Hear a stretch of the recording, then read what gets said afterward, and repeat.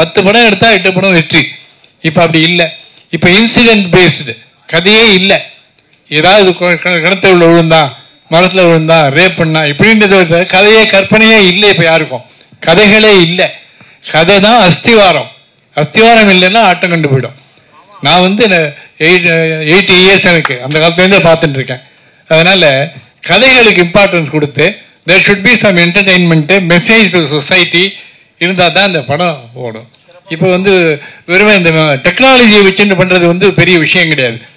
எல்லாருமே பண்ணிட்டு இருக்காங்க. எந்த டெக்னாலஜியும் இல்லாமல் அந்த காலத்தில் படம் எடுத்திருக்காங்க. பெரிய பெரிய ஷார்ட்ஸ் எல்லாம் பண்ணியிருக்காங்க. ஃபார் இன்ஸ்டன்ஸ் கர்ணன் எங்கள் அப்பா தான் ஸ்க்ரீன் பிளே. சிவாஜி படம் கர்ணன் அதெல்லாம் எப்படி ஓடி இருக்குது. அது இன்னமும் போட்டாக்க ஹவுஸ்ஃபுல்லாக போயிட்டு இருக்கு. அது மாதிரி கதைக்கு இம்பார்ட்டன்ஸ் கொடுத்து வசனங்களுக்கு இம்பார்ட்டன்ஸ் கொடுத்துக்கு வந்தால் தான் முடியும். நடிகர்களுக்காக கதை எடுக்காதீங்க, கதைக்காக நடிகர்களை தெரிஞ்சிருங்க.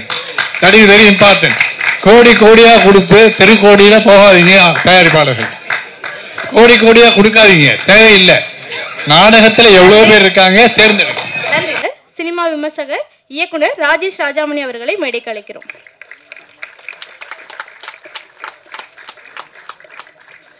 அடுத்து அனைத்து மனிதர்களும் காதலுக்குரியவர்கள் தான் என்பதை தன்னுடைய படைப்புகளின் மூலம் நம்மை கவர்ந்தவர் சில்லுக்கற்பட்டி, பூவாரம், பிபி, லோனஸ், ஏழை போன்ற அற்புதமான திரைப்படங்களை கொடுத்த ஹரிதா ஷமீம் அவர்களை மேடைக்கு அழைக்கிறோம்.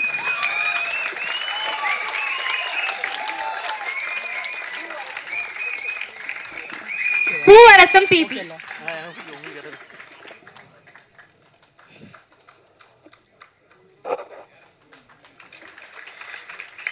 அடுத்ததாக பாலின சமத்துவத்தை பற்றி இந்த பொது சமூகம் சிந்திக்க வேண்டும் என்ற அளவிற்கு தி கிரேட் இந்தியன் கிச்சன், காதல் தி கோர் போன்ற மிக அற்புதமான படைப்புகளை நமக்கு தந்தவர் இயக்குனர் ஜியோ பிபி அவர்களை மேடைக்கு அழைக்கிறோம்.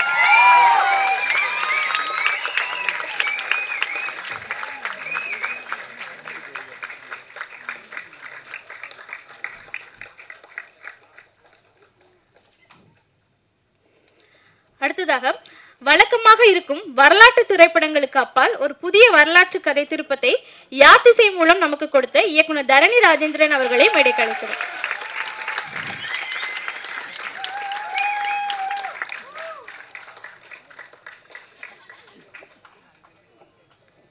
அடுத்து த்ரில்லர் மற்றும் சமூக பிரச்சனைகளை கொண்டு மக்களை விறுவிறுப்பில் ஆழ்த்தும் படைப்புகளை மிக நேர்த்தியாக கையாள்பவர் இரும்பு திரை, சர்தார், ஹீரோ படங்களின் இயக்குனர் PS மித்ரன் அவர்களை மேடைக்கு அழைக்கிறோம்.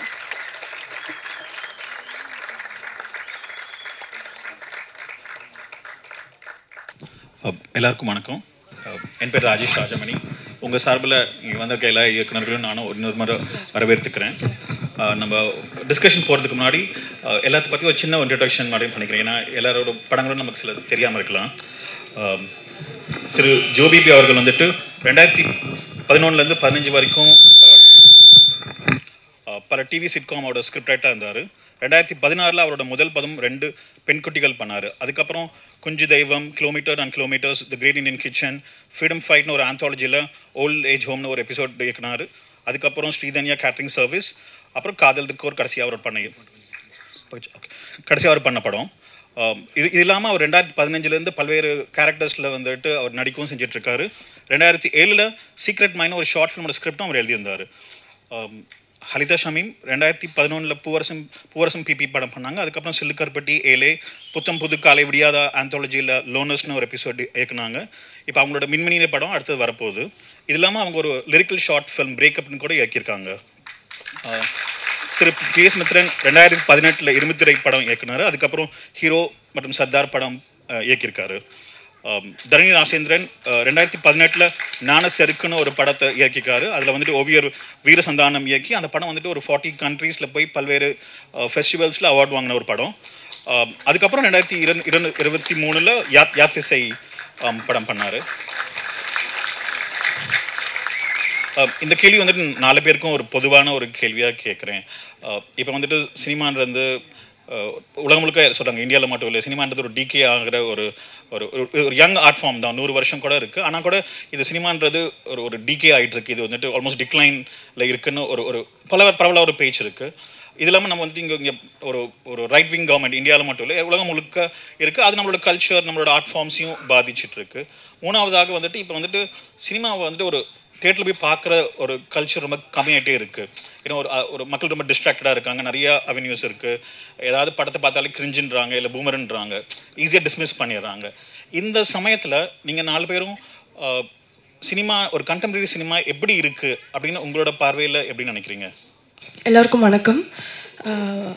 ஃபர்ஸ்ட் வந்து இந்த சினிமா வந்து ஒரு டிகே ஆகிட்டுருக்கு அப்படிங்கிறத ஐ ரெஃப்யூஸ் டு பிலீவ். ஏன்னா அதை நான் நம்பினா நான் எந்திரிச்சு ஷூட்டிங் போக முடியாது, என்னால் ஒர்க்கே பண்ண முடியாது. ஸோ அது சினிமா வந்து த்ரைவ் ஆகிட்டுருக்கு அப்படிங்கிற ஒரு நம்பிக்கையில், அந்த உந்துதலில் தான் போயிட்டுருக்கேன். அண்ட் அதுதான் நான் நம்பிட்டும் இருக்கேன்னு வச்சுக்கோங்களேன். ஸோ அடுத்து வந்துட்டு இந்த கேன்சல் கல்ச்சர் வந்து என்னால் அக்செப்ட் பண்ணிக்கிறேன். ஆமாம், அது நடந்துகிட்ருக்கு. இந்த யங்கர் ஜென்ரேஷன் வந்து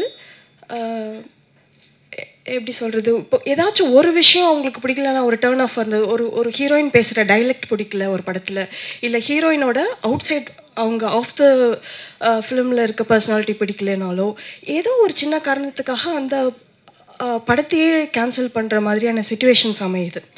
ஸோ இதுக்கு இந்த மாதிரி விஷயத்துக்கு என்ன பண்ணலான்னா, ஒரு டைரக்டர்ஸாக ஒரு ஃபிலிம் மேக்கராக என்ன பண்ணணும், முடிஞ்ச அளவுக்கு அந்த மிடில் கிரவுண்ட் அரைவ் ஆகிறதுக்கு என்ன பண்ணணும்னா, அந்த ஒரு ரெஸ்ட்ரெயின்ட் இருக்கணும். மோஸ்ட்லி எதனால கிரிஞ்சு பூமர்த்தனம்னு சொல்கிறாங்கன்னா, இமோஷனல் ஸ்டேக்ஸ் வந்துட்டு ரியலிசமோட க்ளோஸாக இல்லாமல் இருக்கனால தான். இப்போ சினிமா பார்த்துட்டு சினிமா எடுத்தால், நம்ம டிவி சீரியல்லாம் பார்க்கும்போது நம்மளுக்கே தெரியும்ல, இது வந்து ரியாலிட்டி கிடையாது. ஸோ அந்த மாதிரி அவங்களுக்கு பேலட்டபிளாக இல்லாத பட்சத்தில் அவங்க அதை டிஸ்மிஸ் பண்ணுறாங்க. அப்போது நம்ம அவங்களுக்கு அந்த ரெஸ்ட்ரெயின்ட்டோடு பண்ணால் கண்டிப்பாக அவங்களுக்கு கனெக்ட் ஆகும் அப்படின்னு நினைக்கிறேன். ஸோ இன் தட் வே அந்த மாடர்னிட்டி கொண்டு வரலாம் சினிமாவுக்கு அப்படின்னு நினைக்கிறேன். தேங்க்யூ. நம்ம எப்போவுமே வந்து ஒரு காலகட்டத்தில் சினிமா பார்த்திங்கன்னா, அது it was controlled by one certain particular group of people. இப்போ சினிமான்றது வந்து ஸோ அது கூட சேர்ந்து வந்த ஒப்பீனியன்ஸும் பார்த்திங்கன்னா வாஸ் வெரி கண்ட்ரோல்டு. இப்போ ஆனந்த விகடனில் ரிவ்யூ போடுறது தான் ஒரு ஒப்பீனியனாக இருக்கும். அவங்க அப்படின்னு ஒரு பெரிய ஒரு சீயை போட்டாங்கன்னா அந்த படம் காலி அப்படின்னு அர்த்தம். ஸோ அந்த மாதிரி ஒப்பீனியன்ஸு எல்லாமே ஒரு இடத்துல ஒரு சென்ட்ரலைஸ்டாக இருந்த காலகட்டம் இருக்கும்போது நம்ம அதை டீசென்ட்ரலைஸ் பண்ணணும்னு பேசிகிட்டு இருந்தோம். எல்லாருக்காகவும் எல்லாரும் சினிமா எடுக்க முடியணும், எல்லாரும் ஒப்பீனியன் சொல்ல முடியணும். இன்றைக்கி அந்த காலகட்டம் வந்திருக்குன்னு நான் நினைக்கிறேன். ஸோ அந்த காலகட்டம் வரும்போது இப்போ கிரிஞ்சுன்னு சொல்கிறாங்களா, அப்பவும் கிரிஞ்சுன்னு சொல்லியிருப்பாங்க, ஆனால் அதை நம்ம கேட்டிருக்காது. அவங்க டீ கடையில் உட்காந்து கிரிஞ்சுன்னு சொல்லியிருப்பாங்க. அவங்க இந்த இடத்துல உட்காந்து அவன் என்னடா இவ்வளோ பழசாக எடுத்து வச்சுருக்கான்னு பேசிகிட்டு இருப்பாங்க. ஒரு தம்ம ஷோ டீ கடை வாசலில் பேசுவாங்க, ஒரு லெமன் சோடா குடிச்சிட்டு பேசுவாங்க. அது இன்றைக்கி வந்து நம்ம எல்லாருக்கும் கேட்க ஆரம்பிச்சிருக்கு, நமக்கு தெரிய ஆரம்பிச்சிருக்கு. அவ்வளோதான் நான் பெரிய டிஃப்ரென்ஸாக அதில் இருக்குன்னு பார்த்துருக்கேனே தவிர இது வந்து ஒரு புது ட்ரெண்ட் அப்படின்னு நான் சொல்ல மாட்டேன். எல்லாருக்குமே சினிமா பார்த்தோன்னே அது மேலே ஒரு ஒப்பீனியன் இமீடியட்டாக வரும். அது ஒரு ஃபீலிங்கை க்ரியேட் பண்ணுது இல்லையா? அந்த அந்த அந்த ஆர்ட் ஃபார்ம் மட்டும் இமீடியட்டாக ஒரு ஃபீலிங் க்ரியேட் பண்ணுது. வேறு எந்த ஆர்ட் ஃபார்மும் அவ்வளோ சீக்கிரமாக ஒரு ஆடியன்ஸ்குள்ளே, ஒரு பாமரனுக்குள்ளே ஒரு ஃபீலிங்கை க்ரியேட் பண்ணணுன்றது வந்து நம்ம பார்க்க முடியாது. அது ஸோ என்ன அப்படி ஒரு ஃபீலிங் க்ரியேட் பண்ணும்போது அதை பற்றி அவங்க பேசுகிறது நம்ம காதில் ஆஸ் ஃபிலிம் மேக்கர்ஸ் மட்டும் விழுவுறதை நான் நல்ல விஷயமாக தான் பார்க்குறேன். அது ஒரு ஆரோக்கியமான விஷயமாக தான் நான் பார்க்குறேன். அண்டு நீங்கள் சொன்ன மாதிரி நான் வந்து சினிமா அழிந்து கொண்டு இருக்கும் ஒரு விஷயம் நான் பார்க்கல. அது நல்லா த்ரைவ் ஆகிட்டு இருக்குது. அதனால தான் நான் வந்து இப்போ இன்றைக்கி வந்துட்டு நிறைய இடத்துல வந்துட்டு நம்ம சமூக வலைதளங்களையும் வந்துட்டு சென்ட்ரு கான்செப்ட் பேச்சே வந்து சினிமாவாக தான் இருக்குது. இன்றைக்கி மீம் கல்ச்சர்ன்றது சினிமாவிலேருந்து தான் வந்திருக்குது இல்லையா? ஸோ அதனால் வந்து I refuse to believe that cinema is on the decay. Cinema வந்து டிகே அந்த நிலை இல்லை. ஆனால் அது என்னென்னா, எல்லா கலை வடிவமும் எல்லா ஆர்ட் ஃபார்மும் வந்து பரிணமிச்சுட்டு தான் இருக்கும். சரிங்களா? இந்த பரிணாமத்தை வந்து நம்ம தடுக்க முடியாது. பரிணாமத்தை தடுக்கிறோம் அப்படின்னா அது வந்து வளராது. தொழில்நுட்பம் சார்ந்து வந்து சினிமா இயங்குதுன்னு வச்சுப்போம். ஒரு காலத்தில் மேடையாக இருந்தது, அப்புறம் எழுதுகிறோம். அதுக்கப்புறமா அதோட நவீன தன்மைக்கு ஏற்ற மாதிரி சினிமா வந்து அதோட வடிவத்தை அடையுது. இன்னும் அதோட வடிவம் மாறினாலும் அதோட விஷுவல் மீடியம் வந்து அழியாது. அது மூலியமாக நம்ம கதை சொல்கிறத வந்து நம்ம நவீனப்படுத்திகிட்டே இருக்கலாம், எவால்வ் ஆகிட்டே இருக்கலாம் அப்படின்னு நினைக்கிறேன். சினிமா அந்த பொதுவாக சினிமா அழியுது, அதோட வளர்ச்சி குறையுது அப்படின்றத வந்து அது ஏற்றுக்க முடியாது.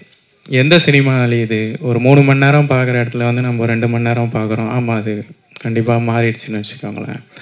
ஆனால் 3 மணி நேரம் நம்ம எடுத்தோம் அப்படின்னா அது வந்து கிரிஞ்ச் ஆகுது இல்லை. ஆனால் இப்போ நம்ம சொல்கிறோம்ல, எதெல்லாம் கிரிஞ்சு எதெல்லாம் பூமர் அப்படின்ற அந்த கருத்தியல் வந்து பார்த்தீங்க அப்படின்னா, எதெல்லாம் வந்து ஒடுக்கப்பட வேண்டுமோ, எதெல்லாம் வந்து மாற்றப்பட வேண்டுமோ, அந்தந்த கருத்து தான் வந்து கிரிஞ்சுன்னு சொல்கிறோம். இப்போது நம்ம சொல்கிற சிந்தனை மாற்றம் வேணும் அப்படின்ற நினைக்கிற ஒரு விஷயங்கள் எல்லாமே எடுக்கிறோம் அப்படின்னா அது வந்து கிரிஞ்சா இல்லை. அதை யாருமே எனக்கு தெரிஞ்சு வந்து சொல்கிறதில்லை. எதெல்லாம் அழியணுமோ அதெல்லாம் தான் கிரிஞ்சாகிட்டு இருக்கு பூமரை. அந்த தன்மையில் வந்து அதை நான் எடுத்துக்கலாம் அப்படின்னு நான் வந்து பார்க்குறேன். நவீன வடிவம்க்கு வந்து நம்ம தகவமைச்சிட்டே தான் இருக்கணுங்க, இல்லைன்னா அது கண்டிப்பாக டிகே ஆகிடும். சினிமா டிகே ஆகாது, அதோட வடிவங்கள் மாறிட்டே இருக்கும், மாறும். அப்படி எடுத்துக்கலாம் அது. வணக்கம். Thank you for the invitation. Cinema வந்து நீங்கள் சொன்ன மாதிரி 100 more years அவ்வளோதான் பழக்கம் இருக்குது. ஸோ இன் மை வியூ புதுசான சினிமா இனி வரப்போகிறது. நம்ம எல்லாம் in certain area in certain period masters வந்து சினிமா வந்து இந்த மாதிரி ஆக்கி வச்சிருச்சு நிறைய வருஷங்களுக்கு முன்னாடி தான். We are following that. But nowadays we all are discussing new kind of thoughts. Content la enna pudusa. Ana aesthetically cinema is still old. I'm waiting for pudusana or cinema ku I'm waiting. That's maybe from the coming generation. Ana oru kaalathula cinema vandu society la very badly affected. Politically, non-political, apolitical, or they are spread lot of bad things in the society. நம்ம அதை எல்லாமே வளர மோசமாக நம்ம சுவாதீனிச்சுட்டு இருக்கு. அது வந்து இப்போ வந்து என்ன நடக்க போகிறேன்னா, influence of social media and influence of audience. Cinema ஆடியன்ஸ்னாலே தான் சேஞ்ச் ஆகிட்டே இருக்கு. So right now we are in a kind of reverse conditioning. We are correcting our faults. We done lot of bad images, bad messages through our cinema. Now we are correcting. This is the right way. So cinema is every time cinema is going very well. Yeah, it's forwarding, and right now இது வந்து ஒரு புது காலத்து art form தான். So is going positive. So now we are spreading lot of positive vibes through the films. So that's because of the audience and because of the influence of social media. இது எல்லாமே ஆடியன்ஸ்னால தான். அவ்வளோதான். எனக்கு அதுதான் எனக்கு modern cinema அப்படி தான். Thank you. Lalitha, உங்களுக்கு ஒரு ஸ்பெசிஃபிக்காக பேசணும். ஜென்ரலாக ஒரு நோஷன் இருக்குது, பெண் இயக்குனர்கள்னா அவங்க பெண் கதாபாத்திரத்தை வந்துட்டு ஒரு அக்யூரேட்டாக கொண்டு வருவாங்க அப்படின்னு ஒரு ஜென்ரலாக சொல்லுவாங்க. பெண்கள் நம்ம சில சமயங்களில் பெண்கள் சரியில்லைன்னா அதுக்கு பெண் இயக்குனர்கள் மட்டும் இல்லை, அதனால தான் அப்படி இருக்குன்ற ஒரு ஜென்ரலான ஒரு பார்வை இருக்குது. ஆனால் உங்கள் படத்தில் அஃப்கோர்ஸ் உங்கள் படத்தில் பெண் கதாபாத்திரங்கள் யதார்த்தமாக இருப்பாங்க. ஆனால் அதை விட தமிழ் சினிமா ஜெனரலாக இல்லாதது உங்கள் படத்தில் ஆண் கதாபாத்திரங்கள் ரொம்ப யதார்த்தமாக இருப்பாங்க. ரொம்ப உங்கள் ஆண் கதாபாத்திரத்தை நீங்கள் ரொம்ப ஒரு ஜென்டிலாக அவங்கள நரேட் பண்ணுறீங்க. ஒரு வல்னரபிலிட்டி, ஒரு ஃப்ளாஸ் இருந்தாலும் அவங்களுக்குள்ள ஒரு அன்பு, ஒரு you make them very human ஆண் கதாபாத்திரங்களை. அது ஏன் நீங்கள் அது நீங்கள் ஒரு கான்ஷியஸாக பண்ணுறீங்களா, இல்லை அது ஏன் பண்ணுறீங்களா? எங்கேருந்து வருது இந்த கதாபாத்திரங்கள் உங்கள் படங்களில்? ஏன்னா நம்ம மணிகண்டனோட கேரக்டர் வந்து சிலுக்கரப்பில் மணிகண்டன் கேரக்டர்லையோ இல்லை சமுத்திரகாணி அவரோட கேரக்டர்லையோ, அதே மாதிரி இலையில் அவங்க அப்பா பையன் ரிலேஷன்ஷிப்போ, உங்கள் படத்தில் இந்த ரிக்கரிங் தீம் வந்துட்டு ஒரு மேல் கேரக்டர்ஸ் ரொம்ப ரொம்ப யதார்த்தமாக பண்ணுறீங்க. அதை பற்றி கொஞ்சம் சொல்லுங்கள்.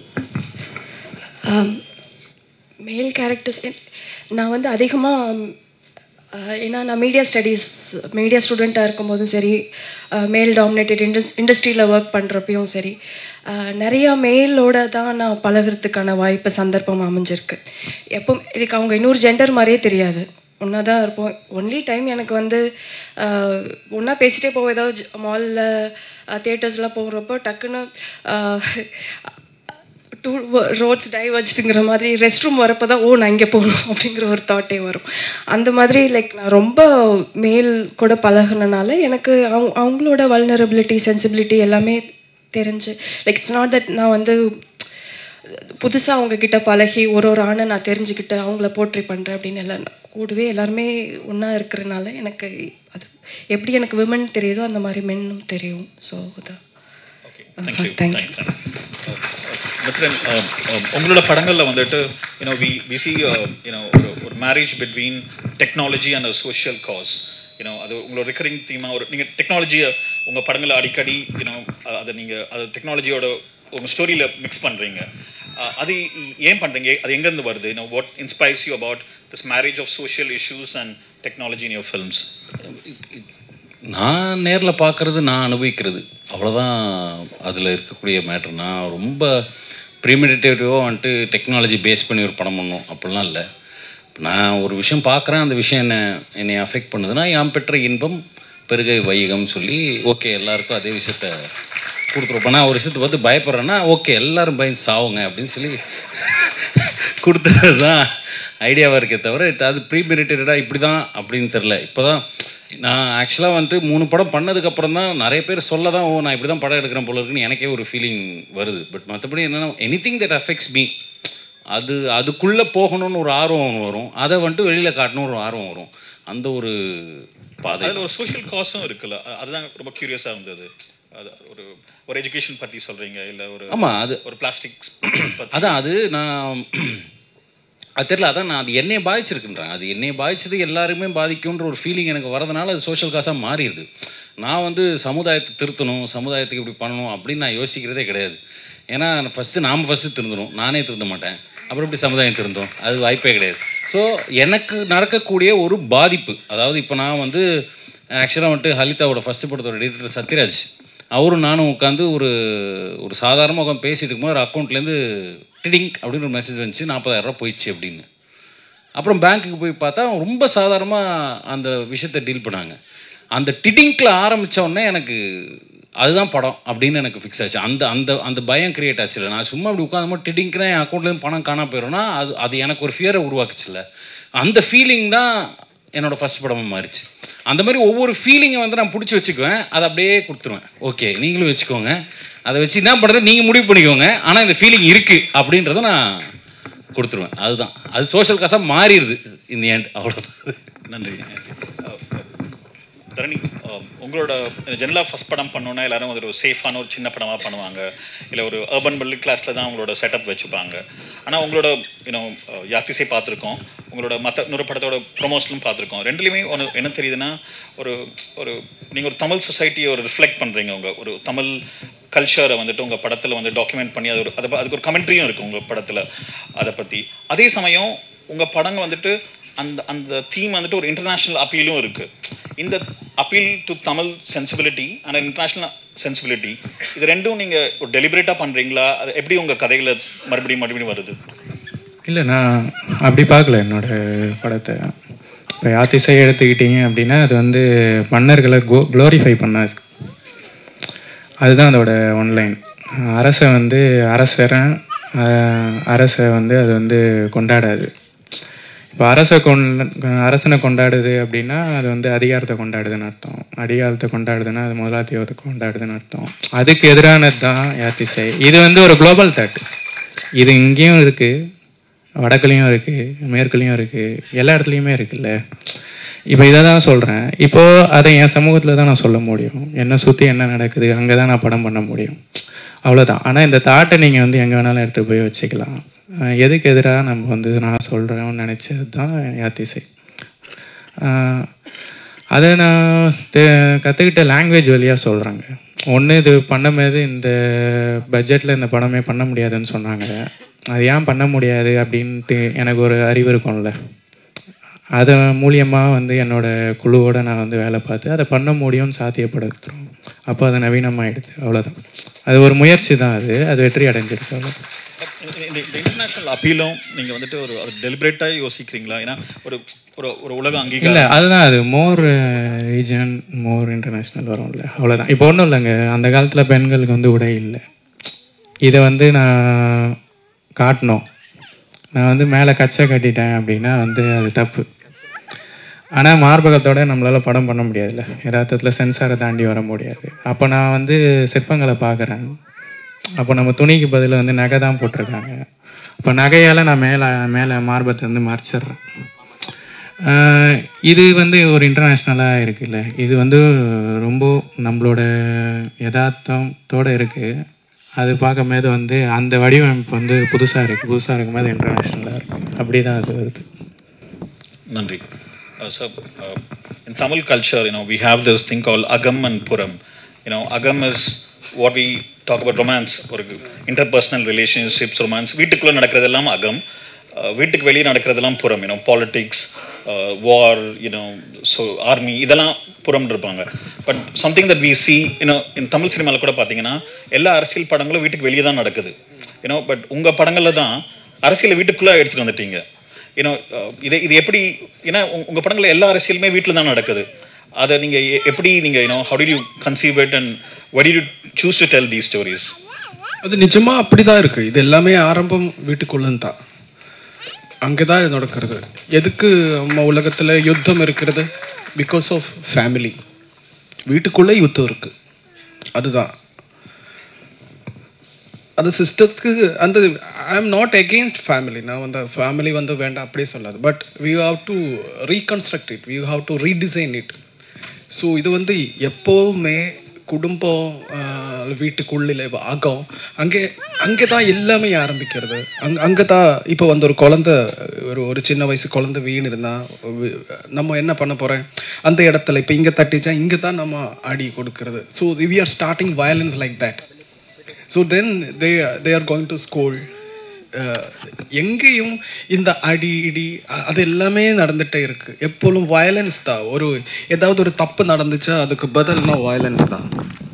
இப்போ வந்து சினிமையில் அப்படிதான். ஒரு 2.5 மணிக்கூர் படத்தில் more than 1000 of people மரிச்சு போகுது இல்லை.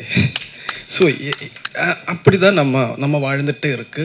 அதுதான் யுத்தம் அப்படிதான் வருது. இப்போ வந்து அதனால தானே நான் வீட்டுக்குள்ளே நின்று தான் மட்டும் எல்லாத்துக்குமே ஆன்சர் வீட்டுக்குள்ளே இருக்கு. குடும்பம் என்னது எனக்கு வந்துட்டு எல்லா criminals beginning from the family.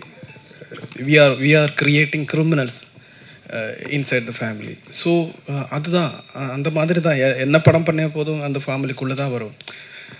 I want to coming out from that. I am trying for that. வேறு மாதிரி படம் எடுக்கணும் அப்படி யோசிச்சுட்டே இருக்கு. அப்படின்னா எல்லா படம் இந்த மாதிரி என்ன அதுதான்.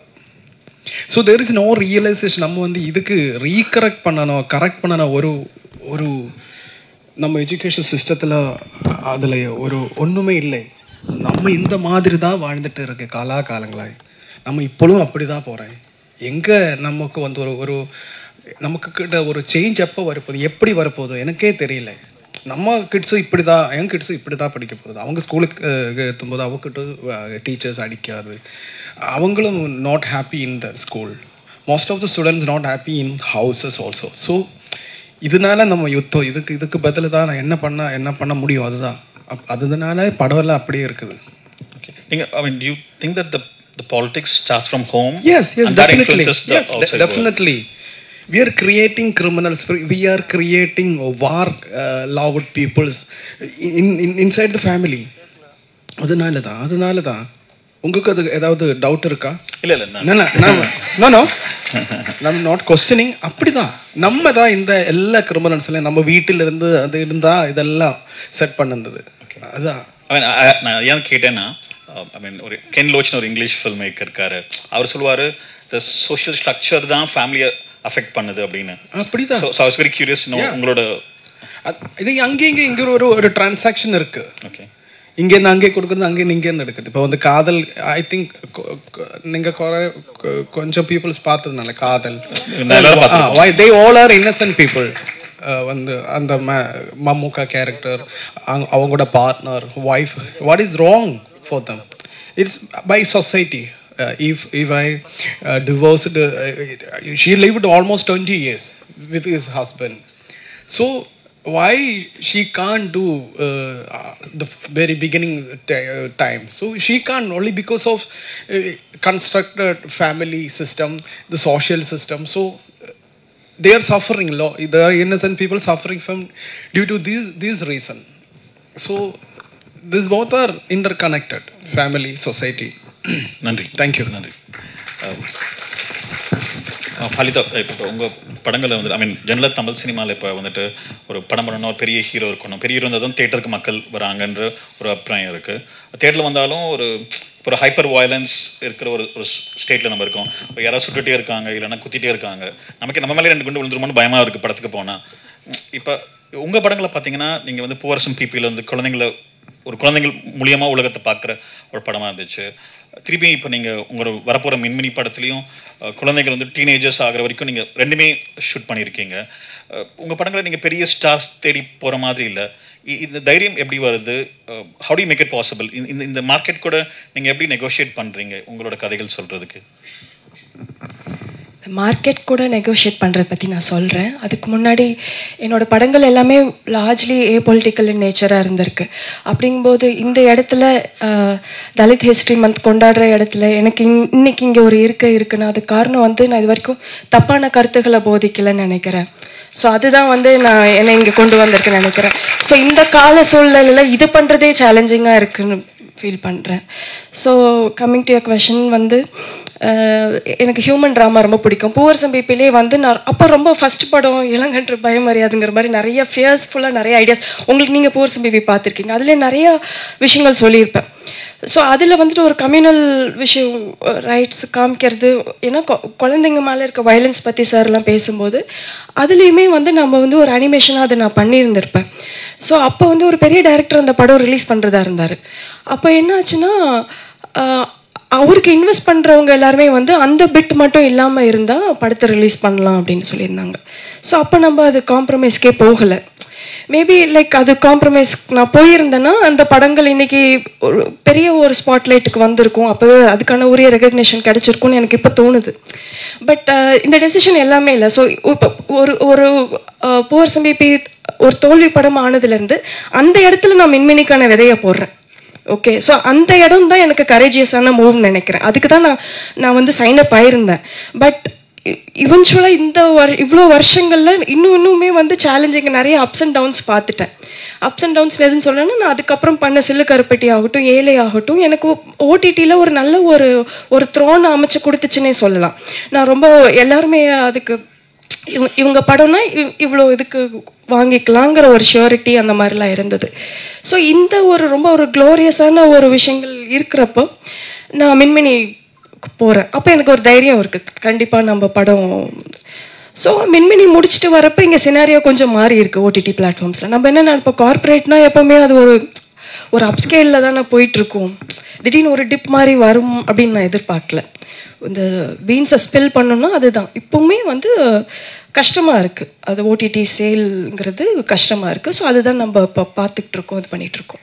ஸோ இந்த மாதிரி அப்ஸ் அண்ட் டவுன்ஸ் பார்த்துட்ருக்கேன். அப்போ மின்மினி அப்போ வந்து என்ன அது பண்ணணும்னு ஆரம்பிக்கிறப்போ பார்த்தீங்கன்னா தேட்டர் வந்துட்டு தேட்டருக்கு ஆட்கள் வந்துட்டு இருந்தாங்க. ஸோ இந்த வாட்டி பெட்டராக பொசிஷன் பண்ணால் மின்மினி எல்லாரும் பார்ப்பாங்க, பூவரசம் பிபியும் சேர்த்து மின்மினியோட பார்ப்பாங்கங்கிற தைரியத்தில் தான் நான் எடுத்தேன். ஸோ அதனால நான் வந்து முழுக்க இத்தனை வருஷத்தில் இவ்வளோ விஷயம் மாறும் அப்படின்லாம் எனக்கு தெரியல. ஒரு வாட்டி என்னோட கட் ஃபீலிங்கை நம்பி நான் பண்ணிகிட்டு இருக்கேன். ஸோ ஒரு சேலஞ்சஸ் அப்பப்போ வருது, அதை மீறி பார்த்துட்டு தான் இருக்கேன். ஸோ நன்றி. மித்ரன், உங்கள் படத்தில் வந்துட்டு ஐ மீன் அஃப்கோர்ஸ் உங்கள் படங்களுக்குன்னு ஒரு அரசியல் இருக்குது. குறிப்பாக அந்த ஜென்டில்மேன் ஹீரோ வந்தப்போ அதில் ஒரு ஜென்டில்மேனோட சின்ன இன்ஃப்ளூயன்ஸ் இருக்குன்னு பரவலாக அதை பேசினாங்க. அதே மாதிரி சர்தார் வந்தப்பையும் அதில் ஒரு சின்ன இந்தியன் ஒரு ஃப்ளாஷ்பேக் ஒரு சின்ன இன்ஃப்ளூயன்ஸ் இருக்குன்றாங்க.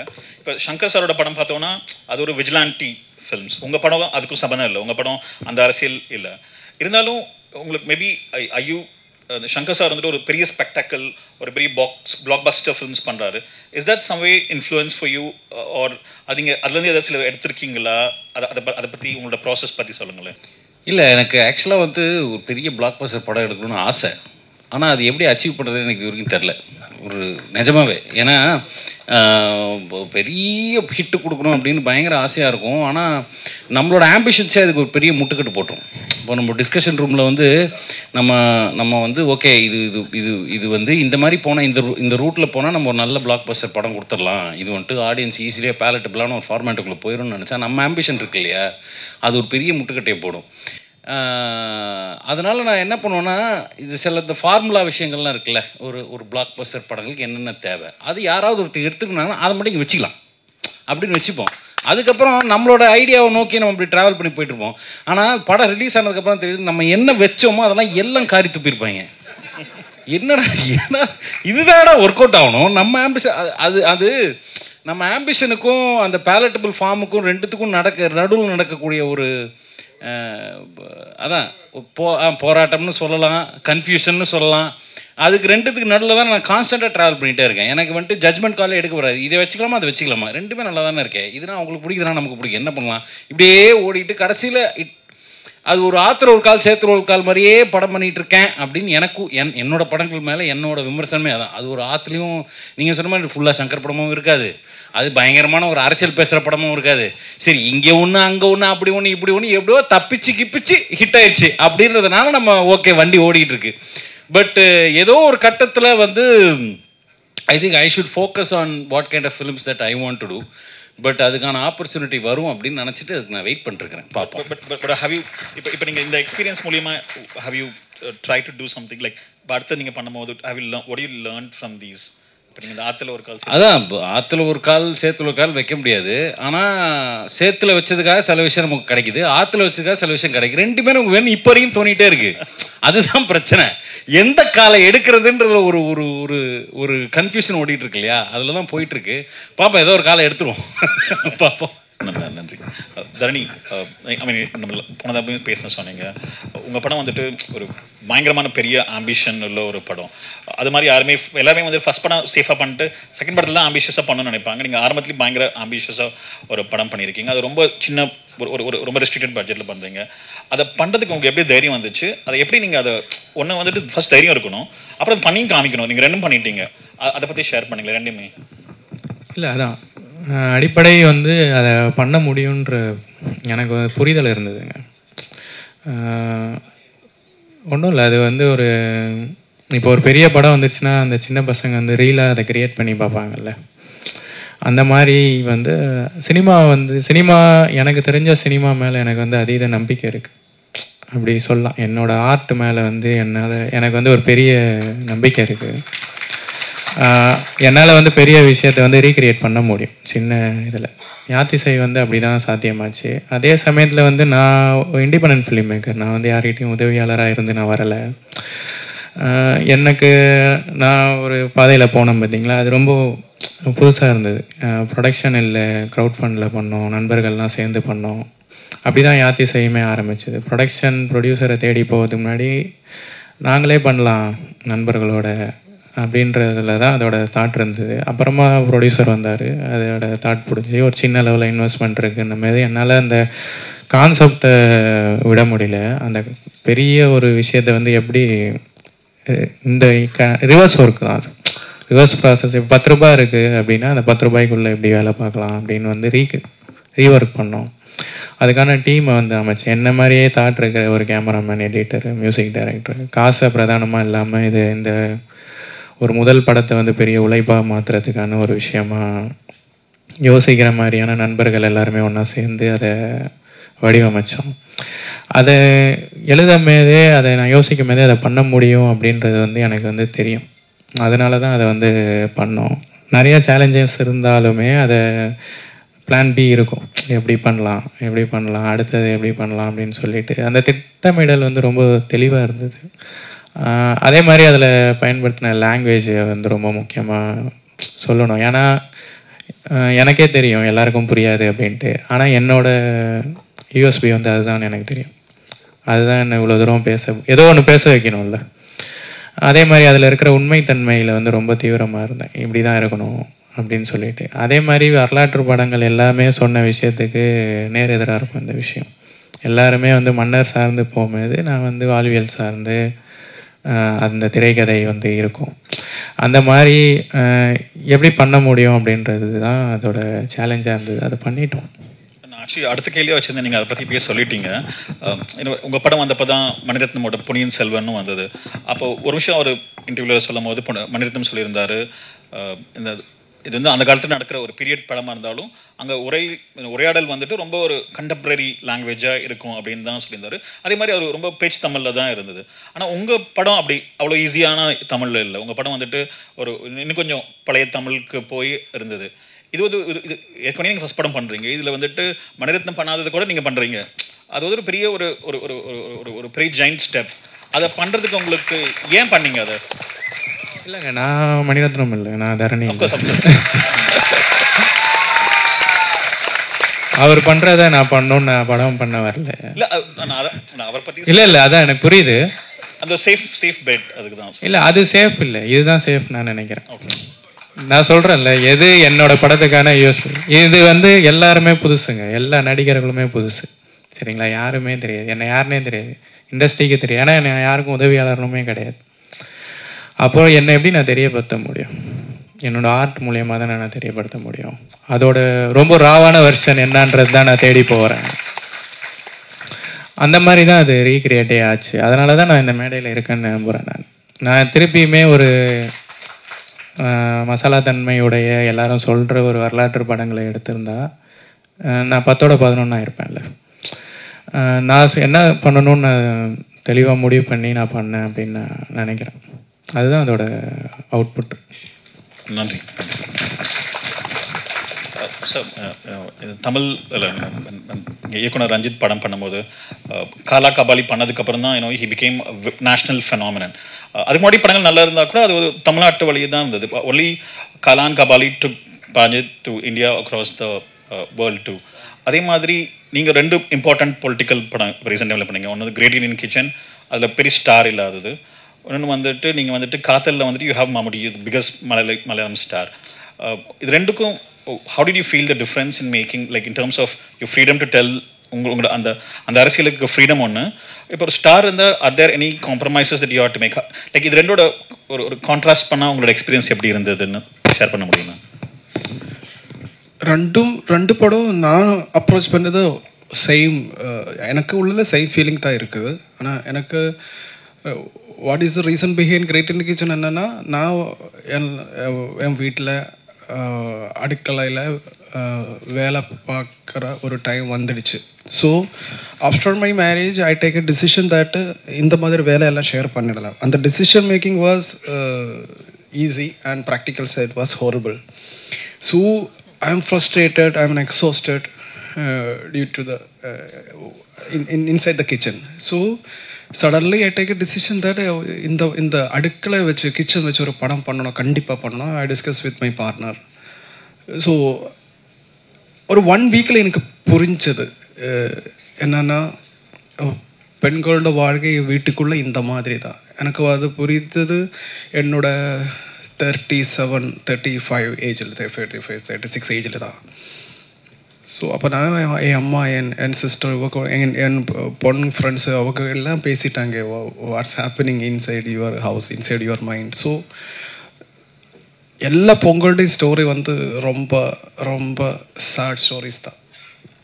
தட்ஸ் வை நான் வந்து கண்டிப்பாக இந்த மாதிரி ஒரு படம் எடுக்கணும். அப்போ நான் தெரிஞ்சது இந்த படம் நான் தான் ப்ரொடியூஸ் பண்ணணும். எனக்கு கண்டிப்பாக தெரியும், இது வந்து எனக்கு ஒரு ப்ரொடக்ஷன் கம்பெனியில் போய் கதையை சொல்லி அவங்க லைக் பண்ண மாட்டாங்க. ஸோ நான் என் ஃப்ரெண்ட்கிட்ட சேர்ந்து தான் அந்த படம் எடுத்தது. அது வந்து ஒரு independent kind of film making. ஆனால் அது வெளியில் வந்ததுக்கப்புறம் ரொம்ப பெரிய ரிசப்ஷன் கிடைச்சாச்சு. நம்ம never expected that kind of reach for Great Indian Kitchen. ஆனால் அதுக்கப்புறம் மம்முட்டி சார் அந்த படம் பார்த்துச்சு, எனக்கு ஒரு மெசேஜ் அனுப்பிச்சு, I watch the great Indian kitchen with my voice, I really enjoyed, we really enjoyed. So there is a connection with me and Mammootty, that's only that message. And later இந்த காதலோட script என்கிட்ட வந்துடுச்சு. ஆதரஷ் Paulson அவர் தான் அந்த writers. So I know these kind of people, I know the communities people. So எனக்கு அந்த படம் பண்ணணும், அதுதான் எனக்கு அப்போ தெரியாது. நான் அதுக்கிட்ட யோசிக்கவே மாட்டேன், இதை யார் இந்த படம் பார்க்க போகிறது, இந்த படம் வந்து பாக்ஸ் ஆஃபீஸில் சக்ஸஸ் ஆகிடுமா இல்லையா, எனக்கு இந்த படம் பண்ணணும். அப்போ கொஞ்சம் கரேஜ் இருந்தது கிரேட் இண்டியன் கிச்சன்னாலே தான். ஆனால் நம்ம ஆடியன்ஸ், நான் நேரத்தை சொன்ன மாதிரி நம்ம எல்லாம் வந்து கொஞ்சம் சேஞ்ச் ஆகிடுச்சு. a kind of new audience is here. So, and then we approach Mammootty. So he's in the board, he's on board. So then everything was changed. Everything was easy for us. அந்த மாதிரி super star இருந்ததுனால ஒரு அட்ஜஸ்ட்மெண்ட்டும் இல்லை, ஒரு சேஞ்சஸும் இல்லை. அவங்க இந்த screen பிளேயில் 100% டெடிக்கேட்டடாக இருந்தது. Is also part of discussion every time. அப்படி தான் நான் வந்து இந்த 2 படம் எனக்காகத்தான் எடுத்தது முதல்ல. I'm not thinking about audience at that time. So இந்த மாதிரி எத்தனை படம் எடுக்க முடியும்னு எனக்கு தெரியாது. ஸோ இப்போ ஹலிதா சொன்ன மாதிரி தான் இதெல்லாம் ஒரு கார்ப்பரேட் பிஸ்னஸ் ஆகிடுச்சு. ஸோ அவங்க பறந்த படம் நம்ம எடுக்க போகிற ஸ்டேஜில் தான் நம்ம போயிட்டே இருக்குது. ஸோ அந்த சென்சர் போர்டு இருக்குன்னு வேறொரு ஆஃபீஸ் இங்கே இருக்குது. ஸோ இப்போ வந்து 2024 தான் எனக்கு பிடிச்ச படம் எனக்கு I can make it. So I don't know இது இந்த முன்னாடி நீ வரும் காலங்களில் இது எப்படி இருக்கும்னு எனக்கு தெரியாது. Okay, thank you. தேங்க்யூ. அதுதான் இப்போ தமிழ் சினிமாவில் இந்த music it self has been changing. நம்ம எப்படி இசை பயன்படுத்துகிறோம் அப்படின்றது. உங்கள் படங்கள் வந்துட்டு நம்ம எப்பயுமே நீங்கள் ஒரு இண்டிபெண்டன்ட் மியூசிஷியன்ஸ் கூட ஒர்க் பண்ணீங்க. ஐ மீன் பிரதீப் குமாரோட ஒர்க் பண்ணிருக்கீங்க, கீபர் வாசுகி, அருள் தேவ், அதுக்கப்புறம் இப்போ கட்டிஜா ரஹ்மான் ஒர்க் பண்ணுறீங்க. இங்கே யாருமே இப்போ நீங்கள் ஒரு அனிருத் இல்லை ஒரு யுவன், ஒரு ஜிவி பிரகாஷ் அவங்களோட ஒர்க் பண்ணிங்கன்னா உங்கள் படத்தை விற்கிறது ரொம்ப ஒரு சுலபமாக இருக்கும். பட் நீங்கள் வந்துட்டு ஒரு இண்டிபெண்ட் மியூசிஷியன்ஸோட தான் கொலாபரேட் பண்ணியிருக்கீங்க. அது ஏன் பண்ணுறீங்க? அது இல்லாமல் what do these musicians bring to your film? Firstly வந்து பெரிய மியூசிஷியன், நான் ஒரு அவுட் சைடராக வந்து ஒரு பெரிய மியூசிக் டைரக்டரோட ஆஃபீஸ் பார்த்தேன்னா எனக்கு ஏதோ ஒரு கட்சி ஆஃபீஸ் மாதிரி இருக்கும். நிறையா வேட்பாளர் இருக்க மாதிரியோ இல்லை ஒரு ஹாஸ்பிட்டலில் இருக்க வெயிட்டிங் ரூம் மாதிரி இருக்கும். நம்மளுக்கு முன்னாடி நிறைய டைரக்டர்ஸ் இருப்பாங்க. ஸோ எனக்கு அது வந்து ஒரு மாதிரி எனக்கு ஒரு நல்ல ஒரு ஃபீல் கொடுக்கல. ஏன்னா நம்ம படத்தில் கொடுக்குற நம்ம ரெஃபரன்சஸ் ஆகட்டும், நம்ம பேசுகிற விஷயங்கள்லாம் வந்து கிளாஷ் ஆகிறதுக்கு வாய்ப்பு இருக்குமோ மற்ற படங்களுக்கு அப்படிங்கிற ஒரு ஒன்றும் சொல்ல போனால் அது ஒரு க்ரீடு தான். நம்ம படம் பண்ணும்போது அந்த கம்போசர் நம்ம கூடவே ட்ராவல் பண்ணணும், நம்மளுக்கான ஒரு இதில் இருக்கணும் அப்படின்னு. ஸோ அதனால தான் நான் வந்துட்டு அந்த மாதிரியான கம்போசர்ஸ் தேடி பண்ணது. அருள் தேவ் சார் பண்ணுறப்ப ஒரு பறைன்னு ஒரு படம் பண்ணியிருந்தார். அப்போ நம்மளோட உரிமையெல்லாம் லைவாக ரெக்கார்ட் பண்ணி அவர் படங்களுக்கு யூஸ் பண்ணியிருந்தார். அப்போ நான் டிவி தேட்டரில் பார்த்தேன். ஸோ இந்த கம்போசரோட ஒர்க் பண்ணணும் அப்படின்னு சொல்லி அவர் சூஸ் பண்ணது. அதுக்கப்புறம் சிலு கருப்பட்டி அப்போ எனக்கு அந்த படத்தோட தன்மை இருக்குல்ல, இவ்வளோ மென்மையான இருக்கப்போ நம்மள I love Pradeep Kumar gang. So அதனால் அவர் பாடல் மாதிரியே அவர் மியூசிக் இருக்கணும். எனக்கு அப்போ வந்து மியூசிக்கில் அவர் எவ்வளோ தூரம் ஸ்ட்ராங்னு தெரியாது. பட் அந்த படம் ஃபுல்லாகவே அவர் ஹம் பண்ணி வச்சுட்டா கூட எனக்கு போதுமானதாக இருக்கும் அப்படின்னு நினச்சி தான் நான் பிரதீப் குமார் அதுக்கு அது நினச்சதை விடவும் சூப்பரான அவுட்புட் கிடச்சிதுன்னு வச்சுக்கோங்களேன். இப்போ கேபர் வந்து ஆக்சுவலாக ப்ரொடியூசர்ஸ் தான் ரெஃபர் பண்ணாங்க. அதுக்கப்புறம் அவர் அந்த லொக்காலிட்டியிலேருந்து வந்தனால அவரால் நிறைய ரெசனேட் பண்ண முடிஞ்சுது, அவர் நிறைய இன்புட் கொடுக்க முடிஞ்சுது. ஸோ அவர் எனக்கு இதாக இருந்தது. ஸோ அந்த மாதிரி இப்போ மின்மினி அப்போது டெஃபினட்டாக வந்து அது ஒரு ஃபீமேல் கம்போசர் இருந்தால் நல்லாயிருக்கும்னு நினச்சேன். அந்த படத்தோட சென்சிபிலிட்டிஸ்க்கு கண்டிப்பாக ஒரு ஃபீமேல் கம்போசரால் தான் அதை கொண்டு வர முடியும். ஸோ அது நடந்துச்சு, எனக்கான அவுட்புட் கிடச்சிச்சுன்னு நான் சொல்கிறேன். ஸோ இதுதான் ரீசன்ஸ் நான் வந்து கொஞ்சம் அவங்களோட பர்சனலான ஸ்பேஸில் ஒர்க் பண்ணணும்னு நினச்சது. அண்ட் நான் அதோடு சேர்ந்து நான் சமகாலத்தில் ரொம்ப கரேஜியஸான, ஏன்னா மின்மினி கரேஜ் பற்றி பேசும்போது சார் தான் ஞாபகம் வந்துச்சு. கிரேட் இண்டியன் கிச்சன் வந்து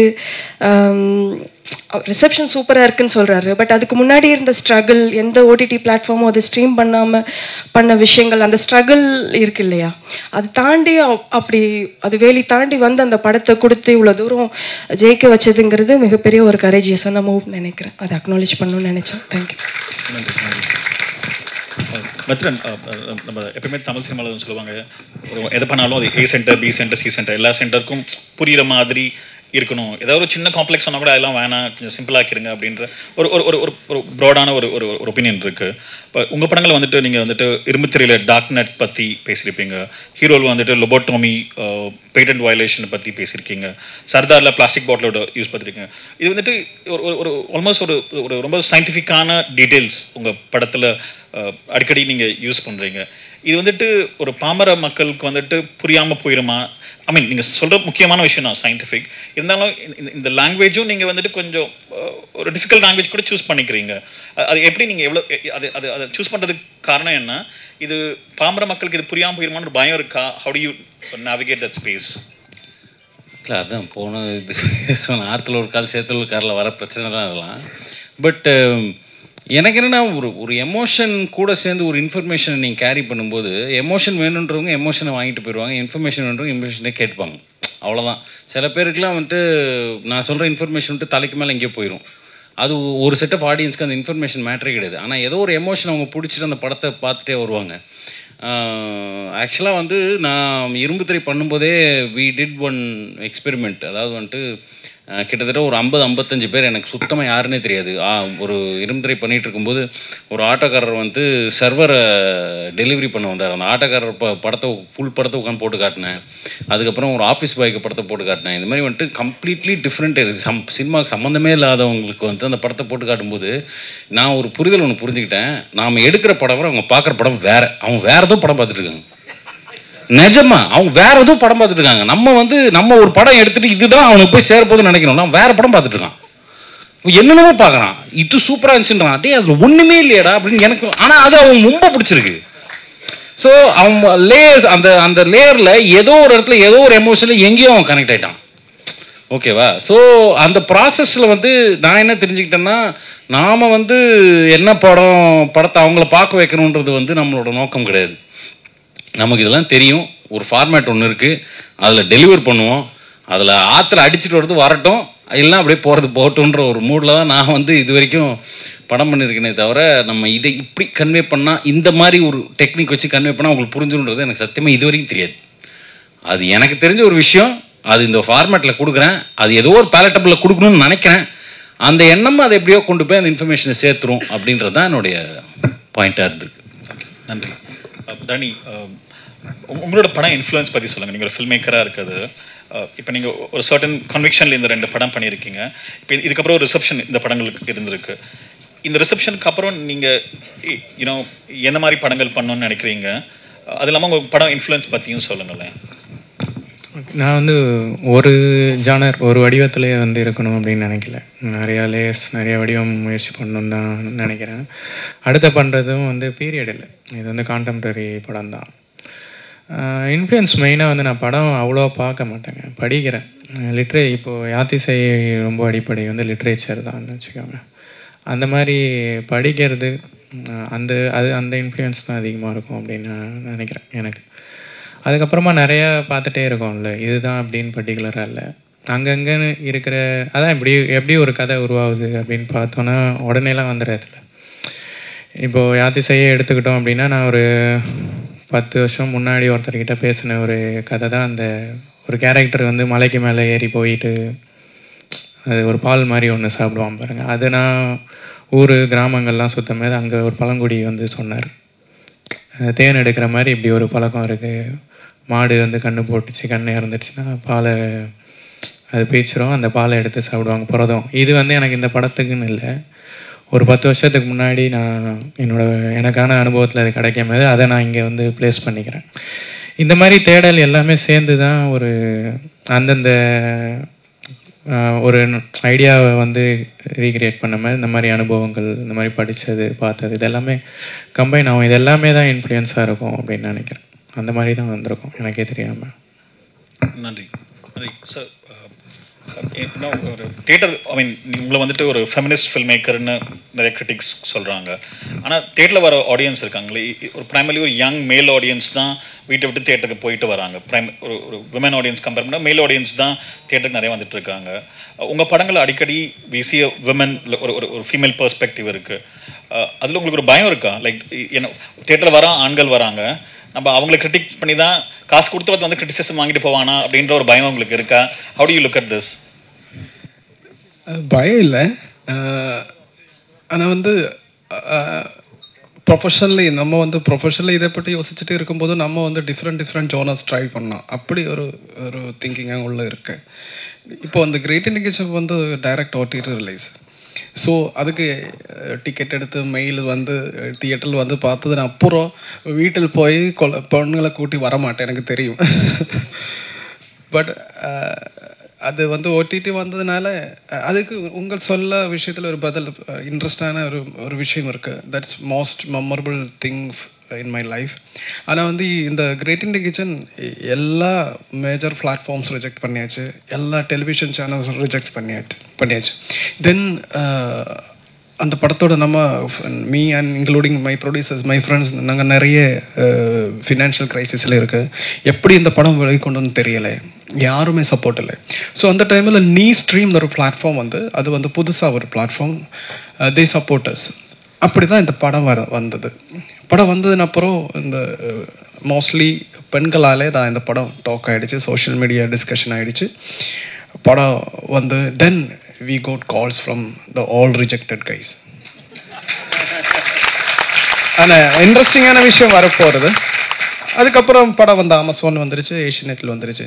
ஆனால் இந்த படம் ரிஜெக்ட் பண்ணியது எல்லாமே மெயில் தான்.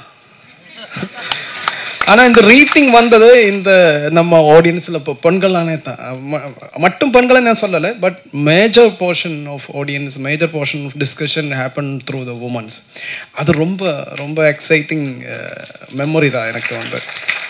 ஸோ இப்போ வந்து நான் காதல் வரும்போது நான் நேரத்தை சொன்னது, நம்ம ஆடியன்ஸ் வந்து நம்ம சேஞ்ச் ஆகிடுச்சு. நமக்கு காதலுக்கு முன்னாடி அங்கே வந்த படங்கள் ஒரு லிஸ்ட்டு வந்தால், இப்போ RDXன்னு படம் அவ்வளோ ரொம்ப ஹிட் ஆகிடுச்சு, அது ஒரு ஃபைட் ஆக்ஷன் படம். அதுக்கப்புறம் லியோ வந்துடுச்சு, அதுவும் ஆக்ஷன் தான். ஸோ த நெக்ஸ்ட் காதல் was coming after these action பேக்கேஜுக்கு அப்புறம் தான் காதல் வந்து. ஸோ ஆடியன்ஸுக்கு வந்து ஒரு ரிலாக்ஸேஷன் வேணும், அவருக்காவது வேணும். அந்த கரெக்ட் டைமில் தான் காதல் வந்தது. ஐ திங்க் என்னோட மோஸ்ட் தியேட்டரில் வந்து படம் மோஸ்ட் ஆள்கார் வந்து பார்த்த படம் காதல் மட்டும்தான். அதுக்கு முன்னாடி 2 படம் இருக்குது தியேட்டரில், 2 அல்ல 3 படம் இருக்குது. அது சூப்பர் ஃப்ளாப்பு தான் எல்லாமே. அப்போ நான் வந்து இனி வாட் இஸ் நெக்ஸ்ட்டு அந்த மாதிரி யோசிக்கும் போது ஐம் ட்ரைங் டு சேஞ்ச். அது என்னன்னா, நான் வந்து இனிமேல் ஃபெமினிஸ்ட் அந்த மாதிரி சினிமா பண்ண அப்படி இல்லை. ஆனால் ஒரு கரியரில் நம்ம டிஃப்ரெண்ட் ஜோனர் ட்ரை பண்ணணும், அவ்வளோதான். கண்டிப்பாக இந்த மாதிரி விஷயம் நம்ம பறையும். அது என்னென்ன பறைய போகிறோம், நம்ம சொசைட்டி இப்படி ஆயிருந்ததுனால நம்ம ஃபோர்ஸ்ஃபுல்லி ஒன்றும் பண்ண வேண்டாம். நம்ம ராஜி இப்படியே போயிட்டு இருக்கு, நம்ம வீடு சொசைட்டி இப்படியே இருந்தானா இப்படி படம் வரும். நான் பண்ணலன்னு வேற எவனாலும் பண்ணும். So thank you. நன்றி. I mean, last common question for all of you. இப்போ சினிமாவில் வந்துட்டு நம்ம டெக்னாலஜியில் பயங்கரமாக இம்ப்ரூவ் ஆகிட்டோம். தெர் இஸ் AI, இல்லை ஸ்கிரிப்ட் எழுதுன்றாங்க, ஏல ஆள் கிரியேட் பண்ணுறாங்க. சில்க் ஸ்மித் இறந்து எப்பயோ போயிட்டாங்க, அவங்க நம்ம பார்த்தோம் ஒரு படத்தில். யூனோ டெக்னாலஜிக்கலாக ஒரு விஷுவலாக ஒரு in terms of set we have super advance then ever before. ஆனால் இப்போ கண்டென்ட் வைஸ், ஸ்டோரி வைஸ் இப்போ எப்படி இருக்குது, எது நல்லா இருக்குது, எது நல்லா இல்லைன்னு நீங்கள் 4 பேர் நினைக்கிறீங்கன்னு ஷேர் பண்ண முடியுமா? Or as films, as stories, as content, இது நல்லா இருக்கு, இது நல்லா இல்லைன்னு உங்களுக்கு ஒரு பார்வையாளர் உங்களுக்கு ஒரு ஒப்பீனியன் இருக்கும்ல? எது நல்லா இருக்கு, எது நல்லா இல்லைன்னா படம் பேர் இல்லை. இப்போ வந்து ஃபார் எக்ஸாம்பிள், இப்போ நம்ம ஒரு கியூர் கேரக்டர்ஸ் முன்னாடி நம்ம பார்த்ததே இல்லை சினிமாவில். அது இப்போ புதுசாக ஒரு ட்ரெண்ட் வந்திருக்கு. That's a positive thing. அது மாதிரி உங்கள் பார்வையில் சில இது நல்ல விஷயம் வந்துட்டு இருக்குன்னு சொல்லலாம், சில விஷயம் நாட் ஸோ குட் திங்ஸும் வந்துட்டு இருக்கலாம்னு நினைக்கலாம்ல. அதுதான் நான் கேட்குறேன். ஒரு விஷயம் நான் இப்போ ரொம்ப, ஏன்னா நான் என் லைஃப்பில் கற்றுக்கிட்ட எல்லா விஷயமே சினிமா மூலம் தான் கற்றுக்கிட்டேன். எனக்கு வந்துட்டு என்னோடய ரியல் லைஃப் அனுபவங்கள்லேயோ எனக்கு பெரிய எக்ஸ்பீரியன்ஸஸ் கிடையாது. எனக்கு வந்துட்டு பரியரும் பெருமாள் பார்க்குற வரைக்கும் எனக்கு வந்துட்டு ஜாதி பிரச்சனை ஊர் சைடில் எப்படி இருக்குன்னே தெரியாது. அந்த படம் தான் எனக்கு ஃபஸ்ட்டு எனக்கு கத்தே கொடுத்துச்சு. பரியரும் பெருமாள் பார்க்கும்போது என்னடா சொல்கிறீங்க அப்படியாச்சு.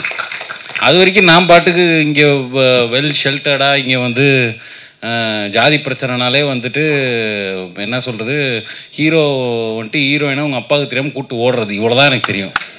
அவ்வளோதான் எனக்கு நிஜமாக தெரியும். நான் அவ்வளோதான் சினிமா பார்த்துருக்கேன். எனக்கு எல்லாமே கற்றுக் கொடுத்தது வந்துட்டு சினிமா தான்.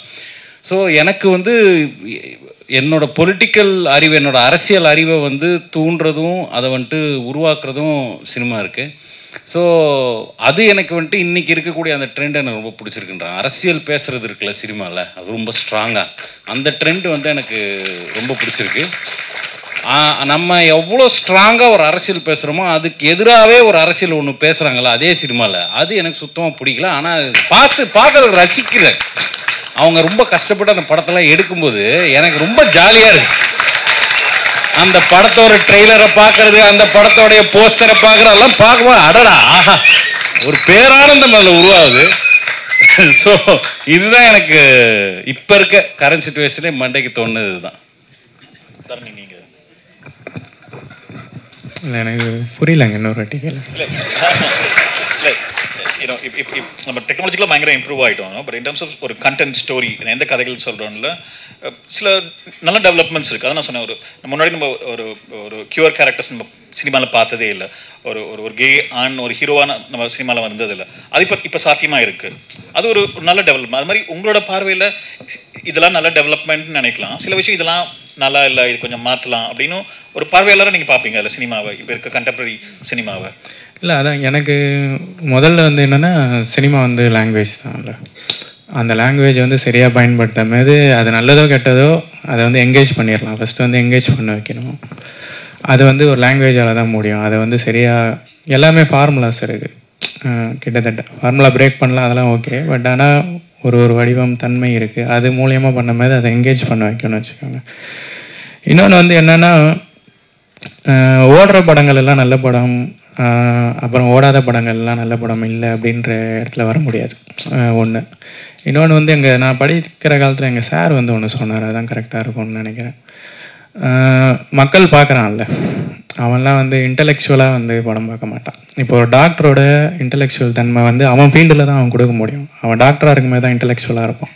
அதை விட்டுட்டு அவன் ரிலாக்ஸ் பண்ணுறதுக்கு தான் படத்துக்கு வருவான். அவன் வந்து ஒரு மசாலா படத்தை வந்து ரசிக்க முடியும். ஆனால் அவன் இன்டலெக்சுவல் இல்லைன்னு சொல்ல முடியாது. அவனோட ஃபீல்டில் அந்த இன்டலெக்சுவல் தன்மை போயிடுது. மூவி பஃபாக மூவி கிரிட்டிக்காக ரொம்ப இருக்கிறவங்க வந்து கம்மி தான். அவங்க வந்து படம் ஒண்டி தான் பார்ப்பாங்க. ஏன்னா அவங்களோட இன்டலெக்சுவல் தன்மை வந்து அவங்க அங்கே தான் இருக்கும். அதனால் ஒரு படம் ரிலீஸ் ஆகும் போதே சமகாலத்தில் அது ஓடலை அப்படின்றதுக்காக வந்து அது நல்ல படங்கள் இல்லை அப்படின்ற அர்த்தம்க்கு நம்ம வர முடியாது.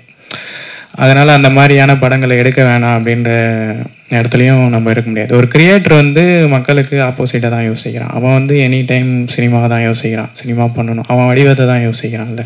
ஓவியர் வந்து வரைகிறத எப்படி பண்ணலான்னு நினைக்கும் போது டைரக்டர் வந்து எப்படி சினிமாவை எடுக்கலாம் அப்படின்றது தான் நினைக்கலாம். இப்போ இதுலேயுமே வந்து அவனோட புரிதலுக்கு அவன் எது அவனுக்கு இப்போது நம்ம கருத்தியலுக்கு எதிராக ஒருத்தன் படம் எடுக்கிறான்னு வச்சுக்கோங்களேன், அவனுக்கு அது சரிதான், நம்ம தான் அதை எதிர்க்கிறோம். அப்போது ஒரு கருத்து பிறக்கும் போது அதை அக்செப்ட் பண்ணிக்கிட்ட போது வேறு ஒரு கருத்து பிறக்காது. அதை எதிர்க்கும் போது தான் இன்னொரு ஃபார்ம் ஒன்று வருதில்லை, இன்னொரு விஷயம் வருதில்லை.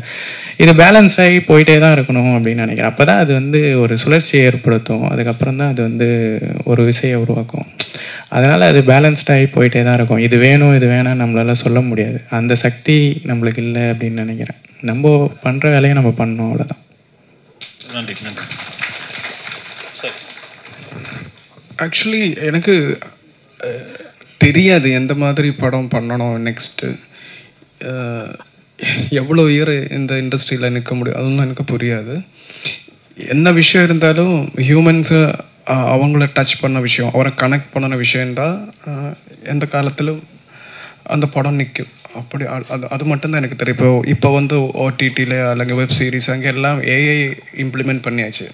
ஹவு இட்ஸ் ஒர்க்ஸ், ஆடியன்ஸுக்கு இது எப்படி ஒர்க் ஆகிக்குமா இல்லையா, அந்த மாதிரி எல்லாம் இருக்குது. பட் நம்ம வந்து படம் பண்ணது writing cinema with my heart, அதுதான் வேறொரு ஹார்ட்டில் கனெக்ட் ஆகுது, வேறொரு ஹியூமன் பீயிங் கனெக்ட் ஆகுதா, அவ்வளோதான் எனக்கு தெரியும். அதுக்கு மேலே எனக்கு நோ ஐடியா. நன்றி. Thank you. And one more thing, and this is last question. Thank you for this only because PK Rosina, she's from Kerala. இங்கே தமிழ்நாடு சென்னையில் அவ பேரில் இந்த மாதிரி ஒரு ஃபிலிம் ஃபெஸ்டிவல் நடத்துது. I respect you guys. Thank you.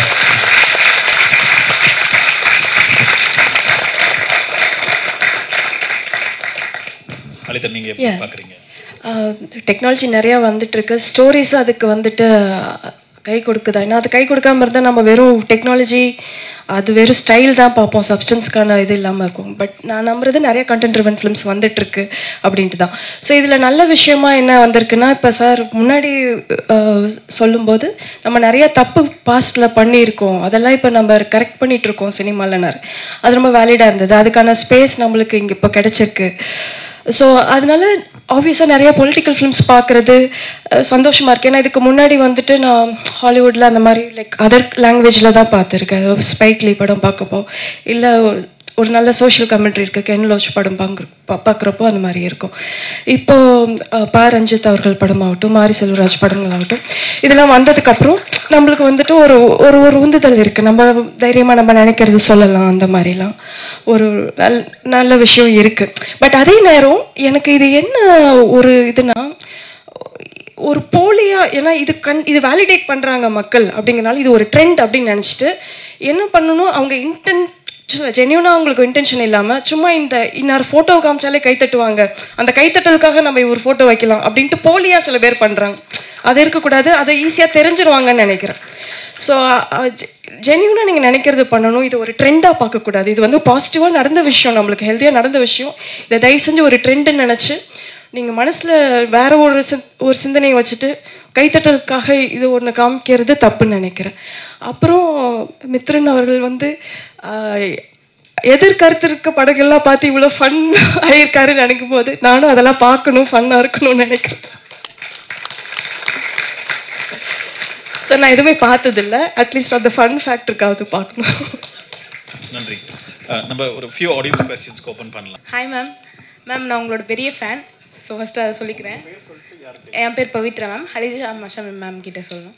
So உங்களோட எல்லா மூவிஸ்லேயும் வந்து நான் எமோஷ்னல் நிறைய பார்த்தேன் மேம். ஸோ அந்த எமோஷ்னல் வந்து மூவிஸ் எல்லாத்துலேயுமே இருக்குமே. பட் ஆனால் அது குட்டி குட்டி டீட்டெயில்ஸ் வந்து நீங்கள் ரொம்ப அழகாக வச்சுருக்கீங்க. ஃபார் எக்ஸாம்பிளுக்கு வந்து ஏழையில வந்து அந்த பால் வந்து தூக்கி போடுறது, அதுக்கப்புறமேட்டு அம்முல வந்து அந்த ஹேர்ஸ்டைல் கட் பண்ணோடனே அதை நோட் பண்ணுறது, அது எல்லாமே வந்து நார்மலாக நம்ம எல்லாரோட ஹியூமன் எமோஷன்ஸ் வந்து ரொம்ப அழகாக காட்டியிருக்கீங்க. ஒரு மேம்பாடாக காமனாக காட்டாமல் அதில் குட்டி குட்டியாக நம்மளுக்கு என்ன தேவையோ அதை காட்டியிருக்கீங்க. இதெல்லாம் எங்கேருந்து எடுக்கிறீங்க, இன்ஸ்பயர் ஆகுறீங்க, இல்லை உங்களுக்கு அதுக்குள்ளே இருக்கா, அதுதான் நீங்கள் எக்ஸ்பிரஸ் பண்ணுறீங்களா? அந்த ட்ரிக்கு சொன்னீங்கன்னா நாங்களும் அப்படியே கற்றுப்போம். ட்ரிக் இல்லை, இப்போ உங்கள் ஃப்ரெண்ட்ஸை நீங்கள் எவ்வளோ தூரம் கவனிப்பீங்க இல்லையா? உங்கள் ஃப்ரெண்டு இந்த கம்மல் போட்டு வந்திருக்காங்க, இது பண்ணாங்க, உங்கள் ஃப்ரெண்டை நீங்கள் எவ்வளோ தூரம் ரசித்து கவனிப்பீங்களோ அந்த மாதிரி தான். அந்த நுவான்சஸ் வந்து நம்ம ரசித்து பண்ணுற படங்களில் நான் அது ஆட்டோமேட்டிக்காக அது வந்துடும். நான் ரொம்ப சென்சிட்டிவ் இந்த விஷயங்களில். எனக்கு வந்து தப்பான கலர் வந்து எனக்கு செட் ஆகலைனோ அது வந்து நான் ஷூட் பண்ண மாட்டேன். அந்த ஃப்ரேம்னு இருக்கும்போது அது எல்லாமே என் கண்ட்ரோலில் இருக்கணும்னு நினைப்பேன். ஸோ அந்த கமாண்ட் தான் இவென்ச்சுவலாக இத்தனை வருஷம் ஒர்க் பண்ணதில் அந்த வந்த கமாண்டில். ப்ளஸ் எனக்கு எப்போவுமே நீங்கள் சொல்கிறீங்க இல்லையா, நீங்கள் கவனிக்கிற அதுக்கு அடுத்து இருக்க முடியுதுங்கும் போது சந்தோஷமாக இருக்குது பவித்ரா. நன்றி மேம். நீங்கள் இப்போ ஃபிலிம் இண்டஸ்ட்ரியில் ஃபுல்லாக ஒர்க் பண்ணியிருக்கீங்க. இப்போ நீங்கள் வந்து லேடியாக இருக்கனால மட்டுமே வந்து நீங்கள் சொன்ன கருத்தை வந்து சில பேர் ஏற்றுக்காமல் உங்களுக்கு ஏதாவது ஸ்ட்ரகிள்ஸ் வந்து இருக்கா, அது நீங்கள் எப்படி ஃபேஸ் பண்ணியிருக்கீங்க? அப்புறம் ஒரே நிமிஷம் ஜியோ பேபி சார் கிட்ட ஸோ என்னோட எக்ஸ்பீரியன்ஸ் ஒன்று ஷேர் பண்ணணும்னு நினைக்கிறேன். இப்போ நீங்கள் வந்து காதல் தி கோர் எடுத்திருக்கீங்க, அதுக்கப்புறம் தி கிரேட் இண்டியன் கிச்சன் எடுத்திருக்கீங்க. ஸோ இது வந்து ஒரு ஹஸ்பண்ட் அண்ட் ஒய்ஃப் வந்து அதே ப்ராப்ளம் ஃபேஸ் பண்ணாலுமே அந்த ஒய்ஃப் வந்து நீ பண்ணுற மாதிரியே இருக்கு பாரு அப்படின்னு சொல்லிட்டு ஒரு எக்ஸாம்பிளாக சொல்ல முடியுது. அதுக்கு உங்களோட மூவி வந்து ரொம்ப ஹெல்ப்ஃபுல்லாக இருக்குது. அதே மாதிரி LGBTQ மெம்பர்ஸ்க்கும் வந்து என்னோட ஃபீலிங்ஸ் வந்து எப்படி எக்ஸ்பிரஸ் பண்ணுறது, இல்லை கூட இருக்கவங்களுக்கு எப்படி சொல்கிறது, அவங்களுக்கு எப்படி புரிய வைக்கிறது, அவங்க வந்து கம்யூனிகேஷனில் ரொம்ப கஷ்டப்படும் போது உங்களோட மூவி வந்து ஒரு நல்ல எக்ஸாம்பிளாக இருக்குது. ஸோ நீங்கள் இதுக்கப்புறம் வந்து இதே மாதிரி மூவிஸ் வருமா இல்லையா அப்படின்னு சொன்னீங்க. தயவு செஞ்சு இப்படி எடுத்தீங்கன்னா கொஞ்சம் அவங்களுக்கு ஹெல்ப்ஃபுல்லாகவும் இருக்கும். அந்த மாதிரி நாங்கள் உங்ககிட்ட எதிர்பார்க்குறோம் அப்படின்னு சொல்லிக்கிறேன். Thank you sir. கண்டிப்பாக எடுத்துடும். எல்லாரும் ஒரு கொஸ்டின். வணக்கம் சார். இப்போது சார் சொன்னாங்க ஆற்றுல ஒரு கால் சேத்துல ஒரு கால் வச்சுருக்கேன் அப்படின்னு சொன்னீங்க. ஆமாம் சொல்லுங்கள். இப்போ என்னென்ன நினைக்கிறேன்னா, நான் ஒரு யங் சயின்டிஸ்ட் அவார்டு வாங்கியிருக்கேன் சென்ட்ரல் கவர்மெண்ட் மூலமாக. ஏஐ டெக்னாலஜியை ஸ்க்ரீன் பிளேக்காக பண்ண முடியும் அப்படின்னு சொல்கிறேன். பட் இன்ன வரைக்கும் ஒரு 10 வருஷமாக போராடுறேன், இது வரைக்கும் யாரும் அது அக்செப்ட் பண்ணலை. நீங்கள் அக்செப்ட் பண்ண முடியுமா? ஏஐ டெக்னாலஜியை வச்சுட்டு ஸ்க்ரீன் பிளே பண்ணலாம். அப்படி பண்ணிட்டோம்னா 100% அந்த படம் வந்து ஆத்துலயும் இருக்காது சேத்துலயும் இருக்காது. ஆமா, அப்படி பண்ணணும்னு அவசியம் இல்லை. இதுக்கப்புறம் டெக்னாலஜி மாறிக்கிட்டே வருது இல்லை சார்? ஆமா. நம்ம தமிழ்நாட்டில் பொறுத்த வரைக்கும் ரிசர்ச்சுக்கு பெருசா ஃபில்ம் இண்டஸ்ட்ரியை பொறுத்த வரைக்கும் ரிசர்ச்சுக்கு பெருசாக இம்பார்ட்டன்ஸ் கொடுக்க மாட்டேன்றோம். எல்லா டிபார்ட்மெண்ட்லேயும் R&D இருக்குது, இதுலேயும் இருக்குது, பட் பெரிய அளவில் இல்லை. ஸோ இந்த R&Dயை நம்ம கரெக்டாக அப்ளை பண்ணோம்னா 100% நம்மளும் பெரிய பிளாக் பஸ்டர் ஹிட் கொடுக்க முடியும்னு நினைக்கிறேன். நான் வந்து ஃபார்முலாலேருந்து தான் ஓடி வரணும்னு பார்க்குறேன். நீங்கள் ஃபார்முலா பக்கம் எனக்கு கூட்டு போய் விட்டுறீங்க போல இருக்கே. சார் எல்லாமே சயின்ஸ் தான் சார். இங்கே கரெக்ட், எல்லாமே சயின்ஸ் தான். 100% மேக்ஸ். அது மேக்ஸ் கரெக்ட். சயின்ஸுக்கு மட்டுமே நம்ம வந்து இடம் கொடுத்துட்டு இருந்தோம்னா அப்போ ஆர்ட் எங்கே போவோம்? இல்லை ஆர்ட்டோட சேர்ந்து மேக்ஸ் நீங்கள் அப்ளை பண்ணி பாருங்க. நீங்க இந்த மேத்தமேட்டிக்கல் ஆர்ட் வருமா? ஆமா 100%. அது புரியுது. அது எல்லாமே அதான் நான் சொல்றேன். அது என்னைக்கு நீங்க ஃபார்முலான்னு பேச ஆரம்பிச்சிட்டீங்கன்னா அதுக்கு ஒரு ஸ்ட்ரக்சர் உருவாயிருது இல்லையா? நான் அந்த ஸ்ட்ரக்சரை உடைக்க தான் போராடிட்டு இருக்கிறேன். நீங்க ஒரு ஏஐ வந்து ஒரு ஃபார்முலாக்குள்ளவோ ஒரு அல்காரிதம்குள்ளவோ போச்சுன்னா அந்த அல்காரிதம் ஒரு ஸ்ட்ரக்சரை கொடுக்கும். அந்த ஸ்ட்ரக்சர் வந்துட்டு கலையை கொடுக்காது. ஸ்ட்ரக்சரை உடைக்கிறது தான் ஆர்ட். நான் அப்படிதான் பாக்குறேன். நான் வந்துட்டு அதை உடைக்க முயற்சி பண்ணிட்டு இருக்கேன் எனக்குள்ள ஃபர்ஸ்ட், அதுக்கப்புறம் தான் வெளில போய் உடைக்க முடியும். ஸோ அதனால வந்து நீங்க முயற்சிகளை தொடருங்க. All the best. Hello. Yes madam, நான் தர்ணி சார் கிட்ட பேசணும். தர்ணி சார் வணக்கம் சார். யாத்திரையில் அதிகாரத்தை சொன்னீங்க, தெளிவாக சொன்னீங்க, புரிகிற மாதிரி சொன்னீங்க. அடுத்த படமும் அதிகாரத்தை தெளிவாக சொல்லுவீங்களா, இல்லை அடிமைத்தனத்தை பற்றி சொல்லுவீங்களா? இல்லை, இப்போ தான் எழுதிட்டு இருக்காங்க, பாப்போம், பண்ணலாம். Okay, thank you.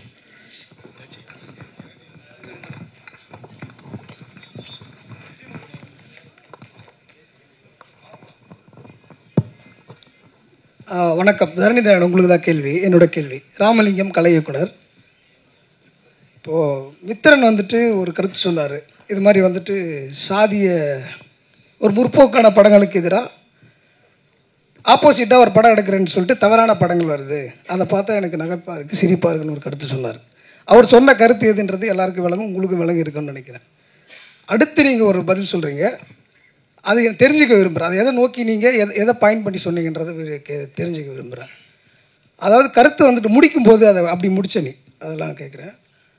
கருத்து வந்துட்டு ரெண்டு கருத்தும் வரணும், அந்த கருத்தும் வரணும், இந்த கருத்தும் வரணும், அது ரெண்டும் பேலன்ஸ் பண்ணி நம்ம அதை உள்வாங்கிட்டு போனதும் அது ஆரோக்கியமாக இருக்குன்ற ஒரு கருத்தை சொன்னீங்க.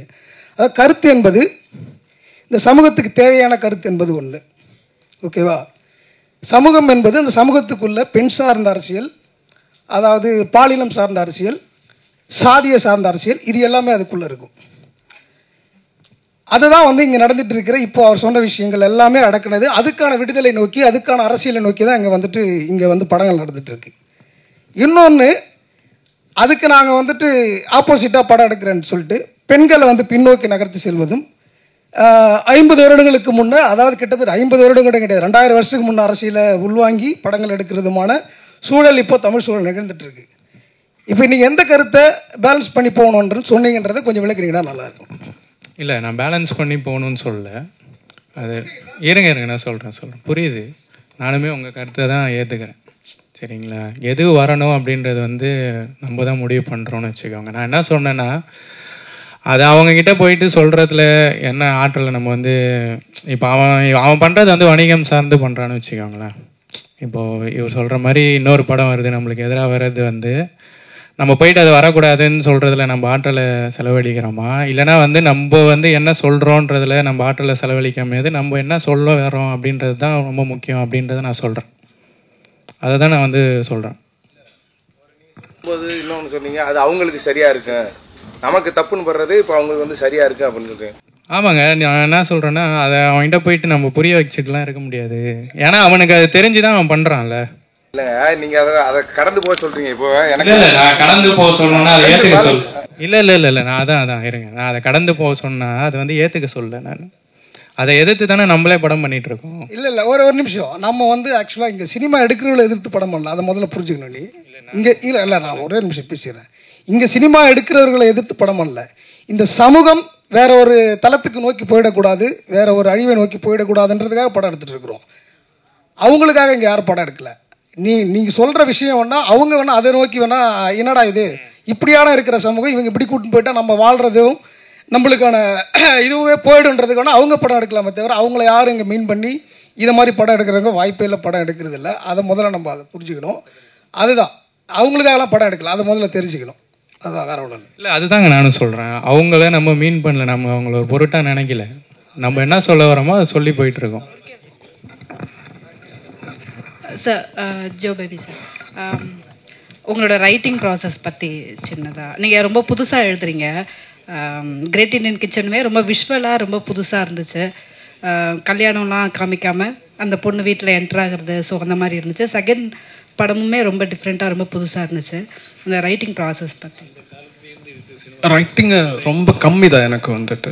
நான் வந்து டைலாக்ஸ் ஜஸ்ட் பிஃபோர் ஷூட்டிங் அப்போ தான், ஃபைனல் டைலாக்ஸ் அப்போ தான், எல்லாம் மைண்டில் தான் இருக்குது. அது மறந்து போகிறதுக்கு தான் நான் நோட் பண்ணி வைக்கிறது. இப்போது கிரேட் இண்டியன் கிச்சன் என்னன்னா, அது வந்து அந்த ஆர்டரில் தான் நான் ரைட் பண்ணியது. அந்த மாதிரி இப்போது மேரேஜ் எப்படி இருக்கணும் and editing, that is an editing screen play, just not சொல்லி அது வந்து 201 சீன்ஸ் இருந்தது. நார்மலி அனதர் மூவிஸ் எல்லாம் வந்து 100 தாழ சீன் தான். கிரேட் இண்டியன் கிச்சன் வந்து 201 சீன்ஸ் இருந்தது. அது என்னோட ஒரு கம்ஃபர்ட் தான். அதான் இதுதான்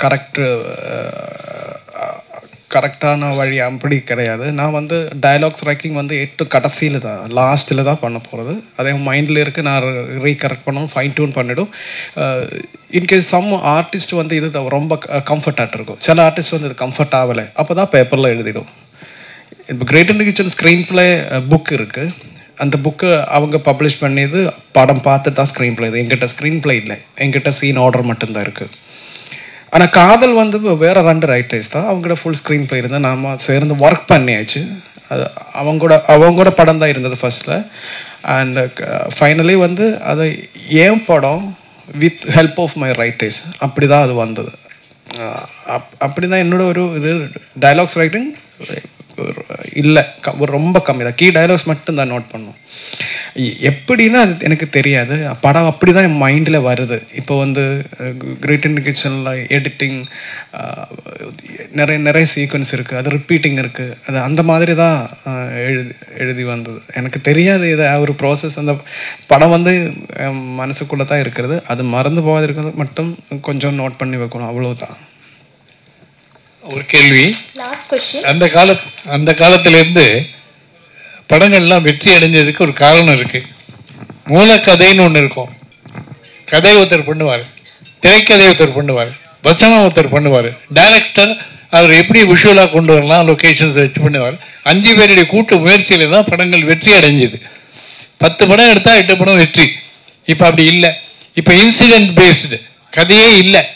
ஏதாவது கிணத்துல விழுந்தா, மரத்தில் விழுந்தா, ரேப் பண்ணா, இப்படின்றத கதையே கற்பனையே இல்லை. இப்போ யாருக்கும் கதைகளே இல்லை. கதை தான் அஸ்திவாரம். அஸ்திவாரம் இல்லைன்னா ஆட்டம் கண்டு போயிடும். நான் வந்து 80 இயர்ஸ் எனக்கு அந்த காலத்துலேருந்தே பார்த்துட்டு இருக்கேன். அதனால கதைகளுக்கு இம்பார்ட்டன்ஸ் கொடுத்து there should be some entertainment, message to society இருந்தால் தான் இந்த படம் ஓடும். இப்போ வந்து வெறுமே இந்த டெக்னாலஜியை வச்சுட்டு பண்ணுறது வந்து பெரிய விஷயம் கிடையாது. எல்லாருமே பண்ணிட்டு இருக்காங்க. எந்த டெக்னாலஜியும் இல்லாமல் அந்த காலத்தில் படம் எடுத்திருக்காங்க. பெரிய பெரிய ஷார்ட்ஸ் எல்லாம் பண்ணியிருக்காங்க. ஃபார் இன்ஸ்டன்ஸ் கர்ணன் வந்து எங்கள் அப்பா தான் ஸ்க்ரீன் பிளே, சிவாஜி படம் கர்ணன். அதெல்லாம் எப்படி ஓடி இருக்குது, அது இன்னமும் போட்டாக்க ஹவுஸ்ஃபுல்லாக போயிட்டு இருக்கு. அது மாதிரி கதைக்கு இம்பார்ட்டன்ஸ் கொடுத்து, வசனங்களுக்கு இம்பார்ட்டன்ஸ் கொடுத்து வந்தால் தான் முடியும். நடிகர்களுக்காக கதை எடுக்காதீங்க, கதைக்காக நடிகர்களை தெரிஞ்சிருங்க. That is very important. கோடியாக கொடுத்து தெருக்கோடியில போகாதீங்க. தயாரிப்பாளர்கள் கோடியா கொடுக்காதீங்க, தேவையில்லை. நாடகத்துல எவ்வளவு பேர் இருக்காங்க, தேர்ந்தெடுங்க. ரொம்ப சார், யுவர் இந்த வயசுல இங்க வந்ததுல இப்படி பேசணும், ரொம்ப ஹாப்பியா இருந்தேன் நம்ம எல்லாம். ஆனா இந்த ஒரு பதில் மட்டும்தான் இருக்கு, இந்த காலத்திலும் கதை இருக்கு. அதனால அதுதான் நம்ம டிஸ்கஸ் பண்ணிட்டு இருக்க. ரொம்ப ரெஸ்பெக்ட் ஆன் யூ, பிகாஸ் இந்த வயசுல நீங்க இங்க இருக்கிறது, நம்ம கிட்ட கத்திக்கிட்ட இருக்கிறது தான். கன்கிராட்ஸ். தெரியும், கொஞ்சம் தெரியும், உண்மைதான். ஆனா அந்த கதை இருந்ததுனால நம்ம இப்ப இங்க இருக்குது. நம்ம டிஸ்கஷன் வந்து தெரியும். யா தெரியும். தேங்க்யூ. ஜியோ பேபி, என்னுடைய கேள்வி உங்களுக்கு தான். என்னுடைய பேர் தமிழ் பிரபா. பொதுவாகவே ஒரு இப்போ ரீசெண்டாக ஒரு நரேஷன் போயிட்டு இருக்கு. ஒரு குயர் பர்சனை, அப்படிப்பட்ட கதாபாத்திரத்தை நம்ம எழுதும் பொழுதும், அவங்க திரையில் அவங்க ரெப்ரசன்ட் பண்ணும் போதும், அவங்க தான் அதில் பெர்ஃபார்ம் பண்ணணும் அப்படிங்கிற ஒரு நரேஷன் வந்து பால் புதுமையினர் சமூகத்துக்கிட்ட போயிட்டு இருக்கு. ரொம்ப நியாயமான ஒரு கேள்வியும் கூட. இப்போ நம்ம வந்து ஒரு கியூர் பர்சனை வந்து ஒரு சினிமாவில் நடிக்க வைக்கிறோம். மேபி உங்களுடைய பிரதான நோக்கம் வந்து ஒரு பெரிய ஹீரோ நடிக்கும் போது இந்த பாலிடிக்ஸ் போய் சேரும்ன்றது ஒரு பக்கம் இருந்தாலும், ஒரு சிறுபான்மையர் சமூகத்தை சார்ந்த அவங்கள பிரதிநிதித்துவப்படுத்தும் பொழுது உண்மையாகவே அந்த பர்சனை சேரும்போது it will be more added to that community and it will be very empowering அப்படிங்கிற ஒரு ஆஸ்பெக்ட் இருக்கு. இதுக்கு நீங்க சொல்ற பதில் வேணும். இன்னொன்று, கேரளாவில் அந்த கியூர்ஸ் வந்து எப்படி இதை ரியாக்ட் பண்ணாங்கன்றது எனக்கு தெரியணும்.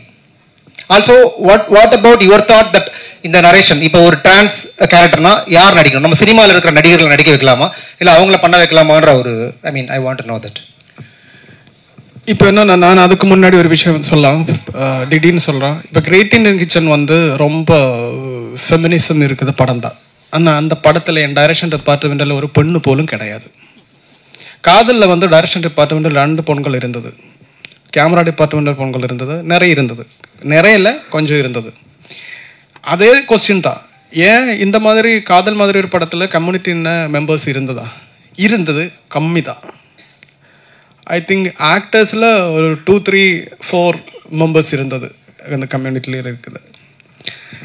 இந்த டிஸ்கிரிமினேஷன் இருக்குது. இப்போ நம்ம வந்து இந்த ஹாலில் பாரு, எவ்வளோ மென் இருக்குது, எவ்வளோ ஃபீமேல் இருக்குது. அதுதான் we have to fight for that. We together we can make it.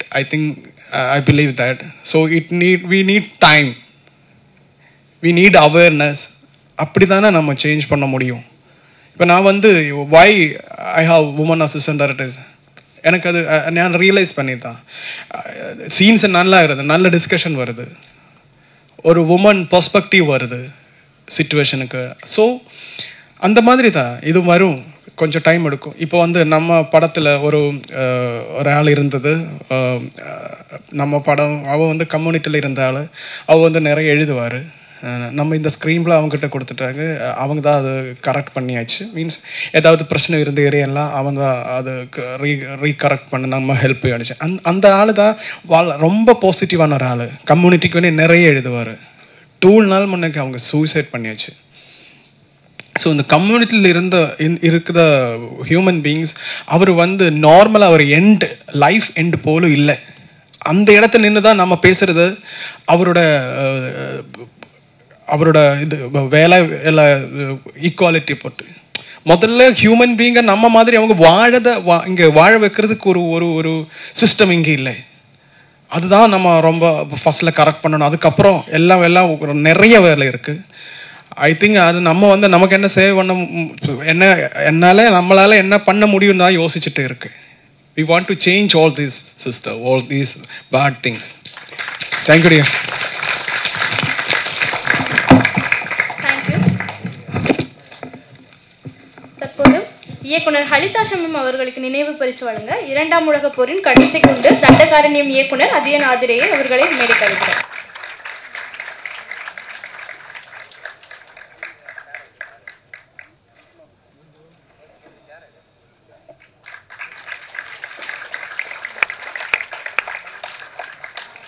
இயக்குனர் ஜியோ பேபி அவர்களுக்கு நினைவு பரிசு வழங்க இயக்குனர் ப. ரஞ்சித்தை அவர்களை அழைக்கிறோம்.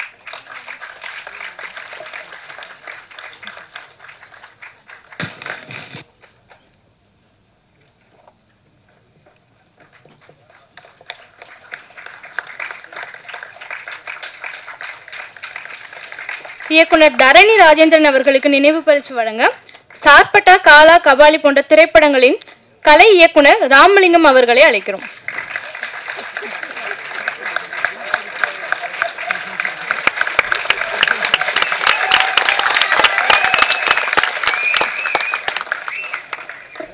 இயக்குனர் PS மித்ரன் அவர்களுக்கு நினைவு பரிசு வழங்க நடிகர் அட்டகத்தி தினேஷ் அவர்களை மேடைக்கு அழைக்கிறோம்.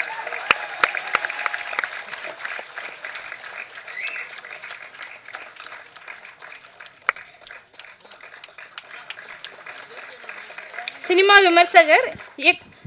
விமர்சகர் இயக்குனர் ராஜேஷ் ராஜாமணி அவர்களுக்கு நினைவு பரிசு வழங்க திரைக்கதை ஆசிரியர், எழுத்தாளர் தமிழ் பிரபா அவர்களை மேடைக்கு அழைக்கிறோம்.